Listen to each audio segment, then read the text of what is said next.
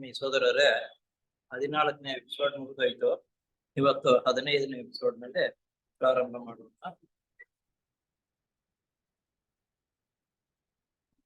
ಹಿಂದಿನ ಎಪಿಸೋಡ್ ನಲ್ಲಿ ಆಧ್ಯಾತ್ಮಿಕ ಜೀವನ ನಡೆಸ್ತಕ್ಕಂಥವರು ಮೊಟ್ಟ ಮೊದಲ ಬಾರಿಗೆ ನಿಯಮಗಳನ್ನ ಮತ್ತು ತನ್ನ ಜೀವನವನ್ನು ಪರಿಶುದ್ಧವಾಗಿ ಇಟ್ಕೊಂಡಾಗ ಮಾತ್ರ ಅದಕ್ಕೆ ಪ್ರವೇಶ ಮಾಡುವುದು ಉತ್ತಮ.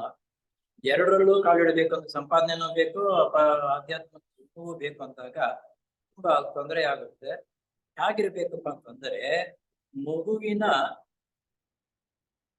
ಮನಸ್ಸು ಇರುತ್ತೆ ನೋಡು, ಆ ರೀತಿ ಇರಬೇಕು ಆಧ್ಯಾತ್ಮಿಕ ಜೀವನ ನಡೆಸ್ತಕ್ಕಂಥವ್ರು.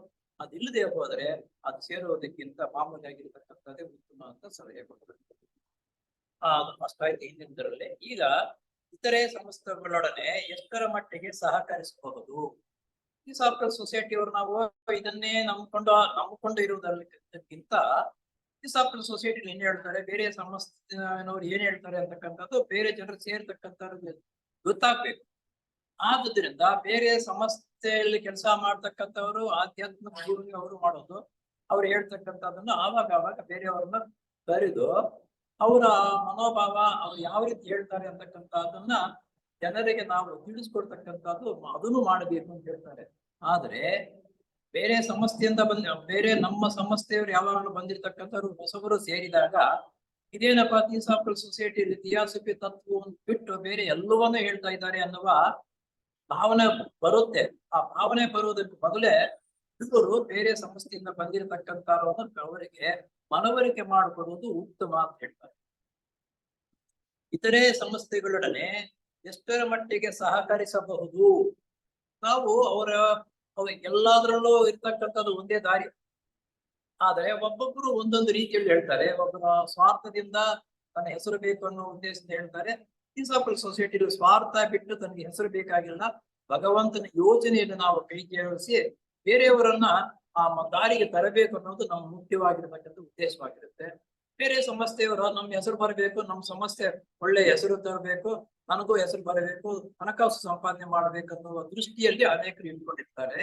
ಅದಕ್ಕೂ ಇದಕ್ಕೆ ವ್ಯತ್ಯಾಸ ಅಂತ ಅನ್ನೋದು ನಾವು ಮನವರಿಕೆ ಮಾಡಿಕೊಟ್ಟಾಗ ಇದರಲ್ಲಿ ಹೆಚ್ಚಿನ ಆಸಕ್ತಿ ಬರುತ್ತೆ ಅನ್ನೋ ಉದ್ದೇಶದಿಂದ ಇರಬಹುದು ಅಂತ ಅನ್ಸುತ್ತೆ. ಮುಂದೆ ಇದನ್ನು ನೋಡೋಣ ಏನ್ ಹೇಳ್ತಾರೆ. ಇತರೆ ಗುಪ್ತವಿದ್ಯಾ ಸಂಸ್ಥೆಯವರನ್ನು ನಮ್ಮ ಲಾಡ್ಜ್ಗಳಲ್ಲಿ ಭಾಷಣ ಮಾಡಲು ಅವಕಾಶ ಕೊಡಬಹುದೇ, ಹೇಗೆ ಎಂಬುದು ತೊಂದರೆ ಕೊಡುವ ಪ್ರಶ್ನೆಯಾಗಿದೆ. ಬೇರೆ ಸಂಸ್ಥೆಯವರನ್ನ ನಾವು ಕರ್ಕೊಂಡು ಬಂದು ಭಾಷಣಗಳನ್ನು ಮಾಡಿಸಬಹುದಾ ಅಥವಾ ಮಾಡಿಸಬಾರದಾ ಅಂತಕ್ಕಂಥದ ಸಮಸ್ಯೆ ಇದನ್ನ ಕೇಳ್ತಾರೆ. ಏಕೆಂದರೆ ಥಿಯಾಸಫಿ ಸಮಾಜವು ಸಾರ್ವತ್ರಿಕ ಸಹೋದರ ಭಾವನೆಯನ್ನ ಎತ್ತಿ ಹಿಡಿಯುವ ಮುಖ್ಯ ಉದ್ದೇಶವನ್ನು ಹೊಂದಿದೆ. ಈ ಸಾಫ್ಟ್ವೇರ್ ಸೊಸೈಟಿಯಲ್ಲಿ ಮುಖ್ಯವಾಗಿರ್ತಕ್ಕಂಥದ್ದು ವಿಷಯ ಸೋದರ ಭಾವವನ್ನು ಎತ್ತಿ ಹಿಡಿಯಬೇಕು. ಸೋದರ ಭಾವ ಯಾತಕ್ಕೆ ಬೇಕಪ್ಪ ಅಂತಂದ್ರೆ ಬುದ್ಧಿಲೋಕದ ತತ್ವಗಳನ್ನು ಅರ್ಥ ಮಾಡ್ಕೋಬೇಕಾದ್ರೆ ಸೋದರತ್ವ ನಮ್ಮಲ್ಲಿ ಬೆಳವಣಿಗೆ ಆಗಿದ್ದರೆ ಆ ವಿಷಯವನ್ನ ಗ್ರಹಿಸುವುದಕ್ಕೆ ನಮಗೆ ಸಹಾಯವಾಗುತ್ತದೆ ಅನ್ನೋದು. ಈ ದೃಷ್ಟಿಯಿಂದ ನಮ್ಮ ತತ್ವವನ್ನ ಬಳಿಕೊಡಬೇಕಾಗುತ್ತಿಲ್ಲ. ಬೇರೆಯವ್ರನ್ನ ಕೆಳಬಿಟ್ವಪ್ಪ ಅಂತ ಹೇಳ್ಬಿಟ್ಟು ನಮ್ಮ ತತ್ವ ಅಂತಂದ್ರೆ ಸೋದರತ್ವ, ಇದನ್ನ ಬಳಿ ಕೊಡುವುದಂದ್ರೆ ಬಿಟ್ಟು ಬಿಡುತ್ತಕ್ಕಂಥದ್ದಲ್ಲ, ಅದರೊಂದಿಗೆ ಎಲ್ಲನೂ ಬೆರೆಸ್ಬೇಕು. ಏಕೆಂದರೆ ನಮ್ಮ ಲಾಡ್ಜ್ಗಳಿಗೆ ಬಂದು ಥಿಯಾಸಫಿ ಬೋಧೆಗಳನ್ನು ತಿಳಿದುಕೊಳ್ಳಬೇಕೆಂದು ಬಂದವರಿಗೆ ಏನಪ್ಪಾ ನಾವು ಥಿಯಾಸಫಿ ತತ್ವವನ್ನು ತಿಳಿದುಕೊಳ್ಳಬೇಕೆಂದು ಬಂದರೆ ಇಲ್ಲಿ ಥಿಯಾಸಫಿ ಮಾತ್ರ ಇಲ್ಲ, ಉಳಿದಿದ್ದೆಲ್ಲ ಇದೆ ಎಂಬ ಆಕ್ಷೇಪಣೆಗೆ ಗುರಿಯಾಗುತ್ತೇವೆ. ಈಗ ಬೇರೆ ಸಂಸ್ಥೆಯವರು ಬಂದಾಗ ಥಿಯಾಸಫಿ ತತ್ವ ನಾವು ಬೋಧನೆ ಮಾಡ್ತಕ್ಕಂಥದ್ದೇ ಒಂದು ರೀತಿ ಇರುತ್ತೆ, ಅವರು ಬೋಧನೆ ಮಾಡ್ತಕ್ಕಂಥದ್ದೇ ಒಂದು ರೀತಿ ಇರುತ್ತೆ. ಆದ್ರಿಂದ ಮೊದಲೇ ತಿಳಿಸ್ಬೇಕು ನಾವು ಬಂದಿರತಕ್ಕಂಥ. ಈಗ ಈ ಸಾಫ್ಟ್ವೇರ್ ಸೊಸೈಟಿಯ ಸದಸ್ಯನಲ್ಲದೆ ಹೋದ್ರು ಬೇರೆಯವರ ಇಂತಹ ಆಧ್ಯಾತ್ಮಿಕ ಸಂಸ್ಥೆಯಲ್ಲಿ ಕೆಲಸ ಮಾಡ್ತಕ್ಕಂಥವ್ರು ವಿಷಯವನ್ನು ಗ್ರಹಿಸಿದ್ದಾರೆ. ಇವತ್ತು ಆ ವಿಷಯವನ್ನ ಪ್ರಸ್ತಾಪ ಮಾಡೋದಕ್ಕೆ ಇಂತಹ ಆಹ್ವಾನಿಸಿದ್ದೇವೆ ಅಂತ ಪ್ರಸ್ತಾಪನೆಯಲ್ಲೇ ಅವ್ರಿಗೆ ಕೇಳ್ಬೇಕು ಅಂತ ಅನ್ನೋದು ಹೇಳ್ತಾರೆ. ಅಲ್ಲದೆ ಜನರ ಮನಸ್ಸಿನಲ್ಲಿ ಥಿಯಾಸಫಿ ಬೋಧೆಗಳಿಗೂ ಇತರೆ ಪಂಥಗಳಿಗೆ ಸಂಬಂಧಪಟ್ಟ ಬೋಧೆಗಳಿಗೂ ಗೊಂದಲ ಉಂಟಾಗುತ್ತದೆ. ನಾವು ಯಾವಾಗಲೂ ಥಿಯಾಸಫಿ ತತ್ವವನ್ನೇ ಬೋಧನೆ ಮಾಡ್ತಾ ಇದ್ದು ಬೇರೆಯವರು ಬಂದು ಅವರ ವಿಷಯವನ್ನು ಬೋಧನೆ ಮಾಡಿದಾಗ ಗೊಂದಲವಾಗುತ್ತೆ. ಅಯ್ಯೋ, ಇವರು ಯಾವಾಗ ಹೇಳ್ತಾ ಇದ್ರು, ಇವ್ರು ಹೇಳ್ತಾ ಇದ್ದೀರಲ್ಲಪ್ಪ, ಯಾವುದು ಸರಿ ಯಾವುದು ತಪ್ಪು ಅಂತಕ್ಕಂಥದ್ದು ಗೊಂದಲ ಉಂಟಾಗದಂತೆ ಅದನ್ನು ಮುನ್ನೆಚ್ಚರಿಕೆಯಾಗಿ ನಾವು ತಿಳಿಸುವುದು ಉತ್ತಮ ಅಂತ ಹೇಳ್ತಾರೆ. ನಮ್ಮ ಲಾಡ್ಜ್ಗಳು ಇರುವುದು ನಮ್ಮ ಬೋಧೆಗಳನ್ನು ಪ್ರಚುರಪಡಿಸುವುದಕ್ಕೆ. ನಮ್ಮ ಲಾಡ್ಜ್ಗಳು ಎಲ್ಲಾ ಕಡೆ ನಮ್ಮ ಬೋಧನೆಗಳನ್ನು ಪ್ರಚುರಪಡಿಸುವುದಕ್ಕೆ. ಈ ಮುಖ್ಯ ಉದ್ದೇಶಕ್ಕೆ ಚ್ಯುತಿ ಬಾರದಂತೆ ನೋಡಿಕೊಳ್ಳಬೇಕು. ಬೇರೆಯವರನ್ನ ಆಹ್ವಾನ ಮಾಡ್ತೀವಲ್ಲ, ಆಹ್ವಾನ ಮಾಡಿದಾಗ್ಲೂ ಹೇಳ್ಬೇಕಪ್ಪ, ನೋಡಿ ನಮ್ಮ ಸಮಸ್ಯೆ ಇಂಥದಿಂದ ಈ ರೀತಿ ಇರುತ್ತದೆ, ಇದಕ್ಕೆ ವಿರುದ್ಧವಾಗಿರ್ತಕ್ಕಂಥ ವಿಷಯಗಳನ್ನ ಹೇಳುವಂಗಿದ್ರೆ ನೀವು ಹೇಳಬಾರದು, ಇದಕ್ಕೆ ಸಮನ್ವಯವಾಗಿರ್ತಕ್ಕಂಥ ವಿಷಯಗಳನ್ನೇ ಹೇಳ್ಬೇಕು ಅಂತ ಅನ್ನೋದನ್ನ ಮೊದಲೇ ಅವರಿಗೆ ಸೂಚನೆಯನ್ನು ಕೊಡಬೇಕು. ಅದು ಹೇಳಿ ಅವ್ರ ಸಿಲೆಬಸ್ ಏನ್ ವಿಷಯ ಮಾತನಾಡ್ತಾರೆ ಆ ವಿಷಯದ ಬಗ್ಗೆ ನಾವು ಮೊದಲು ಯಾರು ಕರೀತೀವಿ ನೋಡು, ಅವರು ಆ ವಿಷಯ ತಿಳ್ಕೊಂಡು ಅದರಲ್ಲಿ ನ್ಯೂನ್ಯತೆಗಳೇನಾದ್ರೂ ಇದ್ದರೆ, ನೋಡಪ್ಪ ಇಂಥದ್ದು ಈ ರೀತಿ ಇರುತ್ತೆ, ಇದನ್ನು ಬಿಟ್ಟು ಇದನ್ನು ಬೇರೆ ರೀತಿ ಇದನ್ನು ಈ ರೀತಿ ಹೇಳ್ಬೇಕು ಅಂತ ಮೊದಲೇ ನಾವು ಅವರಿಗೆ ಎಚ್ಚರಿಕೆಯನ್ನು ಕೊಡಬೇಕು. ಅಪರೂಪವಾಗಿ ಸಂದರ್ಭಾನುಸಾರ ಇತರೆ ಪಂಥದ ಮುಖಂಡರನ್ನು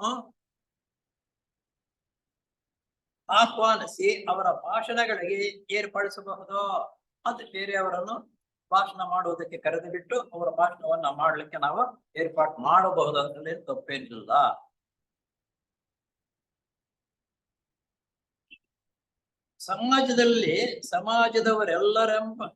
ಸಮಾಜದವರೆಲ್ಲರೆಂಬುವ ಅಂಶವು ಶ್ರಾವಕರ ಮನಸ್ಸಿಗೆ ಬರುವಂತೆ ಸ್ಪಷ್ಟಪಡಿಸಬೇಕಾಗುತ್ತದೆ. ಸಮಾಜದವರಲ್ಲವೆಂಬ ಅಂಶವು ಹಿಸಾಕಲ್ ಸೊಸೈಟಿ ಸದಸ್ಯನಲ್ಲ ಇವನು ಅಂತ ಅನ್ನೋದು ಮೊದಲೇ ನಾವು ತಿಳಿಸಬೇಕು ಅಂತ ಅನ್ನೋದು. ಅಷ್ಟಾಯ್ತು ಅದನ್ನ. ಆಮೇಲೆ ಥಿಯಾಸಾಫಿಕಲ್ ಸೊಸೈಟಿಯ ಮುದ್ರೆ, ಇದು ಸ್ವಲ್ಪ ಗಾಢವಾಗಿದೆ, ಸ್ವಲ್ಪ ಮೊದಲೇ ಒಂದು ದಿವಸ ಇದನ್ನ ವಿವರಣೆ ನೋಡ್ಕೊಂಡು ಅದರ ವಿಷಯವನ್ನ ಪ್ರಸ್ತಾಪ ಮಾಡೋಣ. ಯಾಕಂದ್ರೆ ಏನೋ ಇಲ್ಲದೇ ಇರ್ತಕ್ಕಂಥದ್ದು ಹೇಳೋದು ಬೇಡ, ಅದಕ್ಕಿಂತ ಇದನ್ನ ಒಂದು ಪೀರಿಯಡ್ ಪೂರ್ತಿ ಆಗುತ್ತೆ. ಯಾಕಂದ್ರೆ ನಮ್ಮ ಥಿಯಾಸಾಫಿಕಲ್ ಸೊಸೈಟಿಯ ಚಿಹ್ನೆ ಇದೆಯಲ್ಲ, ಅದು ಯಾವ ರೀತಿ ಆಯ್ತು, ಎಲ್ಲಿಂದ ಸಿಕ್ತು, ಅದರ ಒಂದೊಂದು ವಿಷಯ ಏನು ಅಂತ ಅನ್ನೋದನ್ನ ಇನ್ನು ಒಂದು ದಿವಸ ಅದಕ್ಕೆ ವಿವರವಾಗಿ ಹೇಳೋಣ. ಇದನ್ನು ಮುಗಿಸ್ಬಿಟ್ಟು ಆಮೇಲೆ ಅದಕ್ಕೆ ಬರೋಣ. ಈಗ ಅಷ್ಟಾಯ್ತು. ಅದಾದ್ಮೇಲೆ ನಮ್ಮ ಥಿಯಾಸಾಫಿಕಲ್ ಸೊಸೈಟಿಯ ಚಿಹ್ನೆ ಇದೆಯಲ್ಲ, ಅದೇ ಒಂದು ಪೀರಿಯಡ್ ಆಗತ್ತೆ. ಅದನ್ನ ಒಂದು ಚಿಹ್ನೆಯನ್ನು ಇಲ್ಲ ನೋಡಿದೆ ನಾನು ಈಗ ಸದ್ಯಕ್ಕೆ. ಆ ಚಿಹ್ನೆಯನ್ನು ತಗೊಂಡು ಬಂದು ಅದನ್ನ ತೋರಿಸಿ ಎಲ್ಲಿ ಸಿಕ್ತು ಏನು ಅಂತ ಅದನ್ನ ಒಂದು ದಿವಸ ಪೂರ್ತಿ ಆಗೋದನ್ನ ಹೇಳೋಣ. ಈಗ ಗುರುಗಳ ಪಾದಕ್ಕೆ ಸೇರುವ ದಾರಿ. ಗುರುಗಳ ಪಾದಕ್ಕೆ ಸೇರುವ ದಾರಿ. ಥಿಯಾಸಫಿ ಸಾಹಿತ್ಯವನ್ನು ವ್ಯಾಸಂಗ ಮಾಡಿದವರಿಗೆ, ಅದರಲ್ಲೂ ಗುರುಗಳು ಮತ್ತು ಯೋಗಪಥ ಎಂಬ ಗ್ರಂಥವನ್ನು ಓದಿರುವವರಿಗೆ ಜೀವನ್ಮುಕ್ತ ಮಹಾತ್ಮರ ಸಂಬಂಧವು ಈ ಥಿಯಾಸಫಿ ಸಮಾಜದ ಮೂಲಕ ದೊರೆಯುತ್ತದೆ ಎಂಬ ಅರಿವು ಖಚಿತವಾದಾಗ ಆ ಮಹಾತ್ಮರ ಪಾದವನ್ನು ಸೇರಬೇಕು ಎಂಬ ಉತ್ಕಾಂಕ್ಷೆಯು ಸಂಸ್ಕಾರರಿಗೆ ಉದಯವಾಗದೇ ಇರದು. ನೋಡು, ಗುರುಗಳು ಮತ್ತು ಯೋಗಪಥ ಅಂತಕ್ಕಂಥದ್ದು ಪುಸ್ತಕವನ್ನು ಓದಿದಾಗ ಗುರುಗಳು ಎಲ್ಲಿದ್ದಾರೆ, ಹೇಗಿದ್ದಾರೆ ಅಂತಕ್ಕಂಥದ್ದು ವಿಷಯ ಚೆನ್ನಾಗಿ ಅರ್ಥವಾಗುತ್ತೆ ನಮ್ಗೆ. ಅದನ್ನು ಓದಿದ್ದು ತಿಳ್ಕೊಂಡಿದ್ದಾದ್ಮೇಲೆ ಆ ಗುರುಗಳ ಪಾದವನ್ನು ನಾವು ಸೇರುವುದು ಯಾವಾಗ ನಮ್ಮಲ್ಲಿ ಒಂದು ಉತ್ಸಾಹ ಉಮ್ಮತ್ತೆ. ಆ ಉತ್ಸಾಹದಂತೆ ನಂತರ ನಡೆಯುವುದಕ್ಕೆ ಆ ಪುಸ್ತಕ ಬಹಳ ಮಾರ್ಗದರ್ಶನ ನೀಡುತ್ತೆ ನಮ್ಗೆ. ಯಾವುದೋ ಗುರುಗಳು ಮತ್ತು ಯೋಗಪಥ ಅಂತಕ್ಕಂಥ ಪುಸ್ತಕ. ಸೇರಬೇಕು ಎಂಬ ಉತ್ಕಾಂಕ್ಷೆಯು ಸಂಸ್ಕಾರಿಗಳಿಗೆ ಉದಯವಾಗದೇ ಇರೋದು. ಸಂಸ್ಕಾರ ಅಂತಂದ್ರೆ ಅದರ ಬಗ್ಗೆ ತಿಳ್ಕೋಬೇಕು ಅಂತಕ್ಕಂಥ ಸಂಸ್ಕಾರ ಇರ್ತಕ್ಕಂಥ ಗುಣಗಳು ಇರ್ತಕ್ಕಂಥವರು ಆಸಕ್ತಿ ಕೆರಳುತ್ತೆ. ಅಂತದಕ್ಕೋಸ್ಕರ ಈ ಗ್ರಂಥದಲ್ಲಿ ಬೆಳಕನ್ನು ನೀಡುವ ಗುರುಗಳ ವಾಕ್ಯಗಳನ್ನು ಉತ್ತರಿಸಿ ಬರೆಯುವುದು ಮೂಲಕ ಪ್ರಯೋಜನವಾಗಬಹುದು ಎಂಬ ದೃಷ್ಟಿಯಿಂದ ಈ ವಿಷಯವನ್ನೇ ಕುಲಂಕಷವಾಗಿ ಪ್ರತಿಪಾದಿಸಿರುವ ಮತ್ತೊಂದು ಗ್ರಂಥವಿದ್ದಾಗ್ಯೂ ಈ ವಿಷಯಕ್ಕೆ ಇನ್ನೂ ಸ್ವಲ್ಪ ಅವಕಾಶ ಕಲ್ಪಿಸಿಕೊಂಡಿರುತ್ತೇವೆ. ಇಂತ ಆ ಪುಸ್ತಕದಲ್ಲಿ ಏನಿರುತ್ತೆ ಹಾಗೆ ಅಂತಕ್ಕಂಥದನ್ನ ಸ್ವಲ್ಪ ಇಲ್ಲಿ ವಿವರಣೆ ಕೊಡೋದಕ್ಕೆ ಹೋಗ್ತಿದ್ದೀವಿ. ಮಹಾತ್ಮರು ಪೂರ್ವಕವಾದ ಮನವಿಗೆ ಹೋಗುಡುತ್ತಾರೆ. ಮಹಾತ್ಮರು ಉತ್ಪೂರ್ವಕವಾದ ಮನವಿಗೆ ಕೂಡಲೇ ಹೋಗುಡುತ್ತಾರೆ. ಏನಪ್ಪಾ ಅಂತಂದ್ರೆ, ನಾವು ಭಕ್ತಿಪೂರ್ವಕವಾಗಿ ಮಹಾತ್ಮರನ್ನು ಕೊಂಡಾಗ ಅವರು ತಕ್ಷಣ ನಮ್ಮ ಕಡೆ ಗಮನವನ್ನು ಕೊಡ್ತಾರೆ ಅಂತ ಅನ್ನೋದು ಇಲ್ಲಿ ಹೇಳ್ತಾರೆ. ಹೋಗುಡುತ್ತಾರೆ. ಮಹಾತ್ಮರ ಜೀವಿತಕ್ಕೆ ಸಂಬಂಧಪಟ್ಟ ನಿಯಮದ ಪ್ರಕಾರ ಅವರ ಪ್ರತಿಯೊಬ್ಬ ಮಾನವ ಹೃದಯದಲ್ಲಿ ಮೂಡುವಂತಹ ಒಳ್ಳೆಯ ಮನವಿಗೆ ಕೂಡಲೇ ಹೂಗೊಡುವ ಸ್ವಭಾವದವರು. ಗುರುಗಳು ನಾವು ಪ್ರಯತ್ನ ಮಾಡ್ತಾ ಇದ್ದರೆ ನಮ್ಮ ಪ್ರಯತ್ನವು ಎಷ್ಟು ಫಲಕಾರಿಯಾಗುತ್ತೆ, ಎಷ್ಟು ಶ್ರದ್ಧೆ ಇದೆ ಅಂತ ಅನ್ನೋದರ ಮೇಲೆ ಗುರುಗಳು ತಕ್ಷಣ ನಮ್ಮ ಕಡೆ ಗಮನವನ್ನು ಕೊಡ್ತಾರೆ. ಒಳ್ಳೆ ಮನವಿಗೆ ಹೂಗೊಡು ಸ್ವಭಾವದವರು.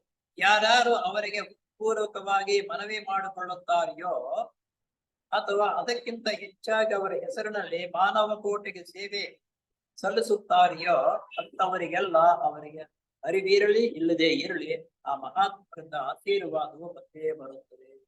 ನೋಡಿ, ಇದು ಬಹಳ ಮುಖ್ಯವಾಗಿರ್ತಕ್ಕಂಥದ್ದನ್ನ ಥಿಯೋಸಾಫಿಕಲ್ ಸೊಸೈಟಿ ಕಾರ್ಯಕ್ರಮಗಳು ಎಲ್ಲೇ ನಡೆಯಲಿ ಅಲ್ಲಿ ಮಹಾತ್ಮರಾಗಿರ್ತಕ್ಕಂಥ ಹಾಜರಿರ್ತಾರೆ. ಅದರಲ್ಲಿ ಅಲ್ಲಿ ಯಾವ ಲೋಪದೋಷಗಳು, ಗಲಾಟೆಗಳು, ವ್ಯವಹಾರಗಳು ಎಲ್ಲೂ ಬಂದಿಲ್ಲ. ಕಾರಣ ಆ ಮಹಾತ್ಮರ ಆ ಸ್ಥಳದಲ್ಲಿ ನೆರೆದಿದ್ದು ಅದನ್ನು ಯಾವ ರೀತಿ ನಡ್ಕೊಂಡು ಹೋಗ್ಬೇಕು ಅಂತಕ್ಕಂಥ ನಡೆಸಿಕೊಡ್ತಕ್ಕಂಥವರಿಗೆ ಮನಸ್ಸು ಆ ರೀತಿ ಪ್ರೇರಣೆ ಮಾಡಿ ಆ ರೀತಿ ಮುನ್ಸೂಚನೆಗಳನ್ನು ಕೊಟ್ಟು ಈ ಕೆಲಸ ಹಿಂಗ್ ಮಾಡ್ಬೇಕು ಹಂಗ್ ಮಾಡ್ಬೇಕಂತ ಅವರ ಮನಸ್ಸಿಗೆ ತಟ್ಟುತ್ತದೆ. ಕಾರಣ ಮಹಾತ್ಮರ ಆ ಸ್ಥಳದಲ್ಲಿ ಇರುವುದರಿಂದ. ಎ ಪಿ ಸೆನೆಟ್ ರವರಿಗೆ ಬರೆಯುತ್ತಾ ಕುಟುಂಬಿ ಗುರುಗಳು ಹೀಗೆ ಹೇಳ್ತಾರೆ, ನಿನ್ನ ಮನವಿಯನ್ನು ನೆರವೇರಿಸಿಕೊಡುತ್ತೇನೆ. ಎ ಪಿ ಸೆನೆಟ್ ಗುರುಗಳ ಕಡೆ ಆವಾಗ ನಿನ್ನ ಮನವಿಯನ್ನು ನಾನು ನೆರವೇರಿಸುತ್ತೇನೆ. ಆ ರೀತಿ ಮಾಡುವುದು ನಮ್ಮ ಕರ್ತವ್ಯವೆಂದು ಬರೆಯುತ್ತಾರೆ. ಯಾರು ನಮ್ಮನ್ನು ನೆನೆಸಿಕೊಂಡು ಸಾರ್ವಜನಿಕರ ಸೇವೆ ಮಾಡ್ತಕ್ಕಂಥದ್ದು ಮನೋಭಾವ ಯಾರು ಇರುತ್ತೋ ಅವರಿಗೆ ಪ್ರೇರಣೆ ಕೊಡ್ತಕ್ಕಂಥದ್ದು ಸಮೇತ ನಮ್ಮ ಕರ್ತವ್ಯವೂ ಸಮೇತ ಆಗಿರುತ್ತೆ ಅಂತ ಅನ್ನೋದನ್ನ ಹೇಳ್ತಾರೆ. ಯಾಕೆ ಎ ಪಿ ಸೆನೆಟ್ ಅವ್ರಿಗೆ ಹೇಳ್ತಾರೆ, ಯಾರು ಸಂಸರಣ ಅಥವಾ ಯಾವ ಅಂತಸ್ತನಲ್ಲೇ ಇರಲಿ ಯೋಗ ಪಥವನ್ನು ಪ್ರವೇಶಿಸಬೇಕೆಂಬ ತೀವ್ರ ಆಕಾಂಕ್ಷೆಯಿಂದ ಮುಂದೆ ಬಂದರೆ ಅಂತಹ ಉತ್ಕಾಂಕ್ಷಿಗಳಿಗೆ ಆ ಮಹಾತ್ಮರು ಬೇಡ ಎಂದು ಹೇಳುವುದೇ ಇಲ್ಲ. ಯಾರೇ ಆಗಲಿ, ಎಷ್ಟು ಮಟ್ಟದಲ್ಲಿ ಇರ್ಲಿ, ಅವರು ಸ್ವಲ್ಪ ತಿಳ್ಕೊಂಡಿರೋ ಅವರಲ್ಲಿ ಭಕ್ತಿ ಭಾವನೆ ಮತ್ತು ಸೇವೆ ಮಾಡ್ತಕ್ಕಂಥ ಮನೋಭಾವ ಇದ್ರೆ ಸಾಕು, ಎಲ್ಲರಿಗೂ ಅಷ್ಟು ಸಹಕಾರವನ್ನು ಅವರು ನೀಡ್ತಾರೆ ಎಂದು ಹೇಳೋದೇ ಅಲ್ಲ. ಅಂತವರಲ್ಲಿ ಹಿಂದಿನ ಸತ್ಕರ್ಮದ ದೆಸೆಯಿಂದ ಅರ್ಹತೆ ಇರಬಹುದು ಅಥವಾ ಹಿಂದಿನ ದುಷ್ಕರ್ಮದ ದೆಸೆಯಿಂದ ಅನೇಕ ಎಡರು ಕಾದಿದ್ದು ಅವುಗಳನ್ನು ಎಲ್ಲ ನಿವಾರಿಸಿಕೊಂಡು ಮುಂದುವರಿಯಬೇಕಾದರೆ ಸಾಧಾರಣ ಮಾನವನಿಗೆ ಅಸಾಧ್ಯವಾದಷ್ಟು ಧೈರ್ಯ ಉತ್ಸಾಹಗಳು ಎಡಬಿಡದೆ ಮಾಡಬೇಕಾದ ಪ್ರಯತ್ನ ಅವಶ್ಯಕವಾಗಿರಬಹುದು. ಇಲ್ಲಿ ಎರಡು ರೀತಿಯಲ್ಲಿ ಹೇಳ್ತಾರೆ. ಒಂದು, ಹಿಂದಿನ ಜನ್ಮದ ಸಂಸ್ಕಾರದಿಂದ ಅವರೊಂದಿಗೆ ಕೆಲವು ಕೆಲಸಗಳನ್ನು ಅವರ ಗುಂಪಿನಲ್ಲಿ ಸೇರಿಕೊಂಡು ಕೆಲಸಗಳು ಮಾಡಿರ್ತಕ್ಕಂಥವರು ಕೆಲವರು ಇರ್ತಾರೆ. ಇನ್ನು ಕೆಲವರು ಹಿಂದೆ ಮಾಡಿರ್ತಕ್ಕಂಥ ಕರ್ಮದ ಫಲದಿಂದ ಅದರಲ್ಲಿ ಇದ್ದರೂ ಸಮೇತ ಅನೇಕ ಎಡರು ಅವರಿಗೆ ಅಡ್ಡಿಯಾಗ್ತಾ ಇರುತ್ತವೆ. ಕಾರಣ ಏನಪ್ಪಾ ಅಂತಂದ್ರೆ, ಅವರು ಮಾಡಿರತಕ್ಕಂಥ ಲೋಪದೋಷಗಳು ಹಿಂದಿನ ಜನ್ಮದಲ್ಲಿ ಮಾಡಿರ್ತಕ್ಕಂಥ ಅದಕ್ಕೆ ವಿರುದ್ಧವಾಗಿ ಅದು ಅವ್ಯವಸ್ಥೆ ರೀತಿಯಲ್ಲಿ ಮಾಡಿದ್ದರೆ ಈಗ ಮಾಡಬೇಕು ಅಂತ ಉತ್ಸಾಹ ಇದ್ದರೂ ಸಮೇತ ಅವರಿಗೆ ಎಡರು ಕಂಡು ಬರುತ್ತವೆ ಅಂತ ಗುರುಗಳು ಹೇಳ್ತಾರೆ. ಎಲ್ಲರಿಗೂ ಈ ಮಹಾತ್ಮರ ಮನೋಭಾವನೆಯು ಒಂದೇ ಸಮನಾಗಿರುತ್ತದೆ. ಆದರೆ ಮಹಾತ್ಮರ ಮನೋಭಾವನೆ ಆ ಹಿಂದೆ ಬಿದ್ದಿರ್ತಕ್ಕಂಥವರು, ಮುಂದೆ ಹಂತವಾಗಿರ್ತಕ್ಕಂಥವರು ಎಲ್ಲರ ಮೇಲೂ ಒಂದೇ ರೀತಿ ಕರುಣೆ ಇರುತ್ತೆ ಅವರಿಗೆ. ಇವರು ಮುಂದುವರೆದಿರ್ತಕ್ಕಂಥವನು ಚೆನ್ನಾಗಿ ಭಾಷಣ ಮಾಡ್ತಾನೆ, ಉತ್ತಮನು ಅಂತ ಅನ್ನೋದು ಒಂದು ರೀತಿಯೇನಿಲ್ಲ. ಏನೂ ಬರದೇ ಇಲ್ಲಿ ಇರ್ತಕ್ಕಂಥವ್ರನ್ನಲ್ಲಪ್ಪ ಅಂತ ಅಧಿನಾಯವಾಗಿ ನೋಡುವುದಿಲ್ಲ. ಎಲ್ಲರ ಮೇಲೇನು ಸರಿಸಮಾನವಾಗಿರತಕ್ಕಂತಹ ದೃಷ್ಟಿ ಇರುತ್ತದೆ ಅವರ. ಎಲ್ಲಾ ಉಮೇದುವಾರರಿಗೂ ನಾವು ಹೇಳತಕ್ಕ ಒಂದೇ ಮಾತು ಏನೆಂದರೆ, ಪ್ರಯತ್ನ ಮಾಡು. ಎಲ್ಲರಿಗೂ ಅಷ್ಟೇ, ಯಾವ ಹಂತದಲ್ಲೇ ಇರ್ಲಿ, ನಿನ್ನ ಪ್ರಯತ್ನ ಮುಖ್ಯವೇ ಹೊರತು ನಮ್ಮ ಪ್ರಯತ್ನವನ್ನು ಪಡುವುದಕ್ಕಾಗಿ ಅವರು ಏನ್ ಪ್ರೇರಣೆ ಕೊಡಲ್ಲ. ನಾವು ಪ್ರಯತ್ನ ಪಟ್ಟಾಗ ಅವರು ನಮ್ಗೆ ಆಶೀರ್ವಾದ ಕೊಟ್ಟು ಅದಕ್ಕೆ ಮುನ್ಸೂಚನೆ ಕೊಡ್ತಾರೆ. ನಾವು ಪ್ರಯತ್ನ ಪಡದೆ ಹೋದ್ರೆ ಏನು ನಡೆಯಲ್ಲ. ಪ್ರತಿಯೊಬ್ಬ ಉಮೇದುವಾರನು ತನ್ನ ಸ್ವಂತ ಇಚ್ಛೆಯಿಂದ ಆ ಮಾರ್ಗದಲ್ಲಿ ಮೊದಲ ಹೆಜ್ಜೆಗಳನ್ನು ತಾನೇ ಇಡಬೇಕಾದದ್ದು ಉಲ್ಲಂಘನೀಯವಾದ ನಿಯಮ. ಇಲ್ಲಿ ಏನಪ್ಪಾ ಅಂತಂದ್ರೆ, ಬಲವಂತದಿಂದ ಕರ್ಕೊಂಡು ಬಂದವರಿಗೆ ಸೇರಿಸಬಾರದು. ಅವ್ರಿಗೆ ಇಷ್ಟ ಬಂದು ಸೇರ್ಬೇಕು, ಅಂತವರಿಗೆ ಉತ್ತೇಜನ ಕೊಡ್ತಕ್ಕಂಥದ್ದು ನಮ್ಮ ಕರ್ತವ್ಯವೂ ಸಮೇತ ಆಗಿರುತ್ತದೆ ಅಂತ ಹೇಳ್ತಾರೆ. ತನ್ನ ಅಂತಸ್ಫೂರ್ತಿಯ ಬೆಳಕಿನಲ್ಲಿ ಅಂತವನನ್ನು ತನ್ನ ದೌರ್ಬಲ್ಯಗಳೊಡನೆ ಹೋರಾಡಿ ಅವುಗಳನ್ನು ಜಯಿಸಲು ಪ್ರಯತ್ನಿಸಬೇಕು. ಹೊಸದಾಗಿ ಬಂದಿರತಕ್ಕಂಥವ್ರಿಗೆ ದೌರ್ಬಲ್ಯಗಳು ಬೇಕಾದಷ್ಟಿರುತ್ತೆ, ಅವುಗಳನ್ನ ಹೋರಾಡ್ಬೇಕು, ಅದನ್ನ ಜಯಿಸಿ ಈ ರೀತಿ ಮಾಡಬೇಕು. ಆ ಮೂಲಕ ತನ್ನ ಮನೋದಾರಿಢ್ಯವು ಎಷ್ಟಿದೆ ಎಂಬುದು ಪರೀಕ್ಷಿಸಲ್ಪಡುತ್ತದೆ. ಅವರು ಅಡ್ಡಿ ಆತಂಕಗಳೆಷ್ಟೇ ಬಂದ್ರು ಆತನ ಮನಸ್ಸು ಸಾಮರ್ಥ್ಯ, ಅದರ ಮೇಲೆ ಆಸಕ್ತಿ ಎಷ್ಟಿದೆ, ಸಾರ್ವಜನಿಕರಿಗೆ ಸೇವೆ ಮಾಡ್ತಕ್ಕಂಥ ಅವರಲ್ಲಿ ಹುಮ್ಮಸ್ಸು ಇದೆಯಾ ಇಲ್ವಾ ಅಂತಕ್ಕಂಥದ್ದನ್ನು ನೋಡಿಕೊಂಡು ಇವರು ಮುಂದಕ್ಕೆ ಬರಬೇಕಾಗಿ ಬರುತ್ತದೆ. ಅಂತವರಿಗೆ ಸಲ್ಲಬೇಕಾದ ಅವಕಾಶವನ್ನು ಕಲ್ಪಿಸಿಕೊಟ್ಟು ಮಾರ್ಗದರ್ಶನ ನೀಡುವುದು ನಮ್ಮ ಧರ್ಮ ಮತ್ತು ಕರ್ತವ್ಯ. ನೋಡಿ, ಗುರುಗಳೇ ಹೇಳ್ತಕ್ಕಂಥದ್ದು, ಯಾರು ಉತ್ಸಾಹದಿಂದ ಕೆಲಸ ಮಾಡಬೇಕಂತ ಮುನ್ನುಗ್ಗಿ ಬರ್ತಾರೋ ಅವ್ರ ಪ್ರೋತ್ಸಾಹವನ್ನು ಕೊಟ್ಟು ಉತ್ತೇಜನ ಮಾಡ್ತಕ್ಕಂಥದ್ದು ನಮ್ಮ ಧರ್ಮ ಎಂಬುದಾಗಿ ಕುಟುಂಬ ಗುರುಗಳೇ ಬರೆಯುತ್ತಾರೆ. ಎಪಿ ಸಿನೆಟ್ನವರಿಗೆ ಕಾಗದ ಬರೀತಾ ಇರ್ತಕ್ಕಂಥದ್ದು. ಈ ರೀತಿ ಇರ್ತಕ್ಕಂಥವರಿಗೆ ನಾವು ಸಹಾಯ ಮಾಡತಕ್ಕಂಥದ್ದು ಅದು ನಮ್ಮ ಧರ್ಮನೂ ಮತ್ತು ಕರ್ತವ್ಯ ಸಮೇತ ಆಗಿರುತ್ತದೆ. ಯಾರು ಎಷ್ಟೇ ಸಂಸ್ಕಾರಿಗಳಾಗಿದ್ದಾಗಿಯೂ ಅಂತವರಿಗೆ ಈ ಮಾರ್ಗವನ್ನು ಅವಲಂಬಿಸುವಂತೆ ಮಹಾತ್ಮರಾಗಲಿ ಅವರ ವೃದ್ಧ ಶಿಷ್ಯರಾಗಲಿ ಪ್ರೋತ್ಸಾಹಿಸುವುದಿಲ್ಲ. ಇದು ದೊಡ್ಡದು ನಮ್ಮಲ್ಲಿ ಇರ್ತಕ್ಕಂಥದ್ದು. ಬೇರೆಯವರು ಅವರು ಉತ್ತಮವಾಗಿದ್ದಾರೆ, ಅವರ ಸಾಹುಕಾರರು, ಅವ್ರ ಮಾತಾಡೋ ತುಂಬಾ ಜನರು ಪಬ್ಲಿಕ್ ಕೇಳ್ತಾರೆ, ಮೆಂಬರ್ಶಿಪ್ ಮಾಡ್ಕೊಂಡ್ರೆ ನಮ್ಗೆ ಉಪಯೋಗ ಆಗುತ್ತೆ ಅಂತಕ್ಕಂಥ ಮನಸ್ಸು ಇಟ್ಕೊಂಡು ಮಾಡ್ತಾರೆ. ಅವರಾಗೆ ಖುದ್ದಾಗಿ ಬಂದು ನಾನು ಮೆಂಬರ್ ಆಗಬೇಕು, ಈ ವಿಷಯ ತಿಳ್ಕೋಬೇಕು ಅಂತಕ್ಕಂಥದ್ದು ಇದ್ದಂಥವ್ರನ್ನ ಮಾತ್ರ ನಾವು ಸೇರಿಸ್ಕೋಬೇಕು ಹೊರತು ಬಲವಂತದಿಂದ ಯಾವ ಕೆಲಸವನ್ನು ಮಾಡಬಾರ್ದು, ಆಯ್ಕೆ ಮಾಡ್ಕೋಬಾರ್ದು. ಈ ರೀತಿ ಮಾಡುವುದು ಗುಪ್ತ ವಿದ್ಯಾ ನಿಯಮಕ್ಕೆ ವಿರೋಧವಾದದ್ದು. ಅವರಿಗೆ ಮನಸ್ಸಿಲ್ಲದಿರ ನಾವು ಬಲವಂತದಿಂದ ಮಾಡಿ ಸೇರಿಸ್ಕೊಳ್ತಕ್ಕಂಥದ್ದು ಸರಿಯಲ್ಲ. ಇದು ಗುಪ್ತ ವಿದ್ಯಾಕ್ಕೆ ವಿರೋಧವಾಗಿರತಕ್ಕಂಥದ್ದು. ಯಾರಿಗಾದರೂ ಈ ಕಷ್ಟ ಸಾಧ್ಯವಾದ ಯೋಗ ಪಥವನ್ನು ಅವಲಂಬಿಸಬೇಕೆಂಬ ಉತ್ಕಾಂಕ್ಷೆಯು ಅವರ ಹೃದಯಾಂತರಾಳದಿಂದಲೇ ಮೂಡಿ ಬಂದರೆ ಅದು ಎಚ್ಚೆತ್ತು ಅವರ ಅಂತರಾತ್ಮ ಇಚ್ಛೆ ಎಂದು ಧಾರಾಳವಾಗಿ ಹೇಳಬಹುದು. ಒಬ್ಬನು ನಾನು ಮೆಂಬರ್ ಆಗಬೇಕೆಂದು ಉತ್ಸಾಹದಿಂದ ಬಂದರೆ ಸಾಧಾರಣವಾಗಿರ್ತಕ್ಕಂಥ ಹಿಂದಿನ ಜನ್ಮದಿಂದಲೇ ಸ್ವಲ್ಪ ಬಂದಿರಬೇಕು. ಒಂದು ಇಚ್ಛೆಯಿಂದ ಬಂದು ಸೇರಿದಾಗ ಅವರ ಅಂತರಾತ್ಮದಿಂದ ಮನಸ್ಸಿನಿಂದ ಬಂದು ಸೇರ್ತಾರೆ. ಅಂತರಾತ್ಮ ಪ್ರೇರಣೆ ಬರುತ್ತೆ, ಆವಾಗ ಬರ್ತಾರೆ. ಅಂತವರಲ್ಲಿ ಸದ್ಯದ ಸ್ಥಿತಿಯಲ್ಲಿ ಎಂತಹ ದೌರ್ಬಲ್ಯಗಳಿದ್ದಾಗಿಯೋ ಅಂತವರು ಪೂರಕವಾಗಿ ತಮ್ಮ ಪ್ರಯತ್ನಗಳನ್ನು ಒಂದೇ ಸಮನೆ ಮುಂದುವರಿಸಿಕೊಂಡು ಹೋಗುವ ಪಕ್ಷದಲ್ಲಿ ಗುರುಗಳು ದೊರೆಯುವುದು ಖಚಿತ. ಏನೇ ಆಗಲಿ, ಕಷ್ಟವೇ ಬಂದರೂ ಮತ್ತೊಂದಾಗಲಿ ತನ್ನ ಕರ್ತವ್ಯವನ್ನು ನಿಷ್ಠೆಯಿಂದ ಮಾಡಿಕೊಂಡು ಹೋದಾಗ ಗುರುಗಳ ಆಶೀರ್ವಾದ ಅವರ ಮೇಲೆ ಇದ್ದೇ ಇರುತ್ತದೆ. ಕುಟುಂಬಿ ಗುರುಗಳು ನಮಗೆ ಬೇಕಾದವರು ಬೇಡವಾದವರು ಇಲ್ಲ. ಅವರು ಏನಪ್ಪಾ ಅಂತಂದ್ರೆ ಗುರುಗಳಾಗಿರ್ತಕ್ಕಂಥ ಇವರು ನಮ್ಮವರು, ನಮ್ಗೆ ಬೇಕಾದವರು, ಅವ್ರು ನಮ್ಮವರೆಲ್ಲ ಬೇಕಾಗಿಲ್ಲ ಅಂತಕ್ಕಂಥದ್ದು ಆ ರೀತಿ ಇರುವುದಿಲ್ಲ ಎಂಬುದಾಗಿ ಸಿನೆಟರ್ ಅವರಿಗೆ ಎಚ್ಚರಿಕೆ ಕೊಡ್ತಾರೆ.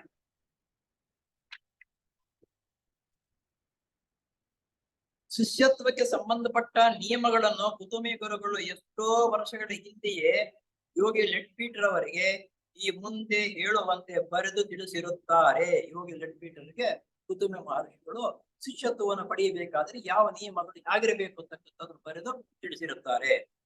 ಯಾರನ್ನಾದರೂ ಶಿಷ್ಯನನ್ನಾಗಿ ಅಂಗೀಕರಿಸುವುದು ಬಿಡುವುದು ನನ್ನ ವೈಯಕ್ತಿಕ ಇಷ್ಟವನ್ನು ಅವಲಂಬಿಸಿರುವುದಿಲ್ಲ. ಮೆಂಬರ್ ಸೇರಿಸ್ಕೋಬೇಕಾದ್ರೆ ವೈಯಕ್ತಿಕವಾಗಿ ನನ್ನ ಇಷ್ಟವೇನಿರುವುದಿಲ್ಲ, ಅವರ ಪ್ರೇರಣೆ ಅವರ ಆಸಕ್ತಿ ಮೇಲೆ ಇರುತ್ತದೆ ಅಂತ ಹೇಳ್ತಾರೆ. ಸರಿಯಾದ ಮಾರ್ಗದಲ್ಲಿ ಮುಂದುವರೆಸಿಕೊಂಡು ಹೋಗುವ ಪ್ರಯತ್ನದ ಫಲವೇ ಅದು. ಏನಪ್ಪಾ ಅಂತಂದ್ರೆ ಅವರು ಮೊದಲು ಎಡರು ದೊಡ್ಡರುತ್ತಾ ಬರ್ತಾರೆ, ಅವರು ಸರಿಯಾದ ದಾರಿಯನ್ನು ತೋರಿಸ್ತಕ್ಕಂಥ ಅವರು ಇರತಕ್ಕಂಥ ಸೀನಿಯರ್ ಅಂತಕ್ಕಂಥ ಸ್ವಲ್ಪ ವಿಷಯ ತಿಳ್ಕೊಂಡಿರ್ತಾರಲ್ಲ, ಅವ್ರ ಮುಖ್ಯನ ಅವರು ಮುಂದುವರಿಸುವುದಕ್ಕೆ ದಾರಿ ತೋರಿಸಬೇಕು. ಯಾರಾದರೂ ಒಬ್ಬ ಮಹಾತ್ಮರನ್ನು ಆರಿಸಿಕೊಂಡು ಅವರ ಹೆಸರಿನಲ್ಲಿ ಮಾನವ ಕೋಟಿಯ ಮೇಲಿನ ಪ್ರೀತಿ ವಾತ್ಸಲ್ಯಗಳಿಗಾಗಿ ಒಳ್ಳೆಯ ರೀತಿಯಲ್ಲಿ ಸೇವೆ ಸಲ್ಲಿಸಲು ಧರ್ಮ ಮಾರ್ಗದಲ್ಲಿ ಖಚಿತವಾಗಿ ನಿಂತು ಪರಿಶುದ್ಧವಾದ ಬಾಳನ್ನು ನಡೆಸು. ಇಲ್ಲಿ ಎಲ್ಲರಿಗೂ ಅನುಭವ ಆಗಿರ್ಬೇಕು. ಶಾಲೆಗೆ ಮೊದಲು ಸೇರಿದಾಗ, ಪ್ರಥಮವಾಗಿ ನಾವು ಪ್ರವೇಶ ಪಡೆದಾಗ ಇರ್ತಕ್ಕಂಥ ಗುರುಗಳನ್ನು ನೋಡಿದಾಗ ನಮಗೂ ಅವರಿಗೂ ಒಂದು ಲಿಂಕ್ ಬರುತ್ತೆ. ಆವಾಗ ನಮ್ಮ ಹೃದಯಾಂತರವಾಗಿ ಅವರ ಕಡೆನೇ ನೋಡ್ತೀವಿ. ಆವಾಗ ಏನಪ್ಪ ಅಂದ್ರೆ ನಮ್ಮ ಗುರುಗಳಾಗಿರ್ತಕ್ಕಂಥ ಅವರು ಅನ್ನೋದು ಮನದಟ್ಟಾದಾಗ ಅವರ ಮೇಲೇನೆ ನಾವು ಯಾವಾಗಲೂ ಗೌರವದಿಂದ ಅವರನ್ನ ನೆನೆಸಿಕೊಂಡು ನಮ್ಮ ಕರ್ತವ್ಯವನ್ನು ಮಾಡುವುದಕ್ಕೆ ಮೊದಲು ಆ ಗುರುಗಳನ್ನ ನೆನೆಸುತ್ತ ಕಾರ್ಯವನ್ನು ಮಾಡುವುದು ಉತ್ತಮ ಅಂತ ಹೇಳ್ತಾರೆ. ನಮ್ಮನೆ ನೋಡ್ತಾ ಇರ್ತಾರೆ. ಆ ಲಿಂಕು ನಮಗೂ ಅಲ್ಲ, ಇಬ್ಬರಲ್ಲಿ ಇದ್ದಾಗ ಅದು ಪ್ರಬಲವಾಗುತ್ತೆ, ಇಲ್ಲದೆ ಇದ್ದರೆ ಅದು ಪ್ರಬಲವಾಗುತ್ತೆ. ಅನುಭವ. ಧರ್ಮ ಮಾರ್ಗವೆಂದರೆ ನಮ್ಮ ನಿಯಮಗಳಿಗೆ ಅನುಗುಣವಾದ ಉನ್ನತ ಮಟ್ಟದ ನಡತೆ. ಏನು ಧರ್ಮ ಮಾರ್ಗ ಅಂತಂದ್ರೆ ಏನಪ್ಪ ಅಂತ ಅನ್ನೋದು ದೊಡ್ಡದೇನಲ್ಲ. ನಮ್ಮ ನಿಯಮಗಳಿಗೆ ಅಂದ್ರೆ ಏನಲ್ಲಿ ಹಿಸಾಬ್ಕಲ್ ಸೊಸೈಟಿ ನಿಯಮಗಳು ಅವರು ಬೈಲಾ ಮೊದಲೇ ಬರೆದಿದ್ದಾರೆ. ಹಿಸಾಬ್ಕಲ್ ಸೊಸೈಟಿ ನಿಯಮಗಳು ಯಾವ್ಯಾವ್ದ್ರಲ್ಲಿ ಏನಿರಬೇಕು ಪೂರ್ಣವಾಗಿ ಬರೆದಿದ್ದಾರೆ. ಸೊಸೈಟಿ ಮೆಂಬರ್ ಆಗ್ಬೇಕಾದ್ರೆ ಏನು ನಿಯಮ ಇರಬೇಕು, ಅವರು ಯಾವ ರೀತಿ ಇರಬೇಕು, ಸೆಕ್ರೆಟರಿ ಆಗ್ಬೇಕಾದ್ರೆ ಯಾವ ನಿಯಮ ಇರಬೇಕು, ಪ್ರೆಸಿಡೆಂಟ್ ಆದ್ರೆ ಯಾವ ರೀತಿ ಇರಬೇಕು, ಸೇರಿಬೇಕಾದ್ರೆ ಅವನಲ್ಲಿ ಅಂತ ಗುಣಗಳನ್ನು ಬೆಳೆಸ್ಬೇಕು. ಆ ಬೆಳೆದಿರ್ತಕ್ಕಂಥ ಗುಣಗಳು ಏನಿದೆ ಆ ಗುಣಗಳನ್ನು ನೋಡಿ ನಾವು ಮೆಂಬರ್ಶಿಪ್ ಮಾಡ್ಕೋಬೇಕೆ ಹೊರತು ಹಾಗೆ ಅಲ್ಲ. ಆ ನಿಯಮಗಳು ಆ ನಿಯಮಗಳಿಗೆ ಅನುಸರಿಸಿ ಜೀವನವನ್ನು ನಡೆಸ್ತಾ ಇದ್ರೆ ಸಾಕು. ಅಂದ್ರೆ ನಾವು ತಿಳುವಳಿಕೆ ಬರ್ಬೇಕಾಗಿದೆ. ಓದ್ತೀವಲ್ಲ ನಮ್ಮ ಗುಣಗಳು ಸೇರಿಸ್ಬೇಕು.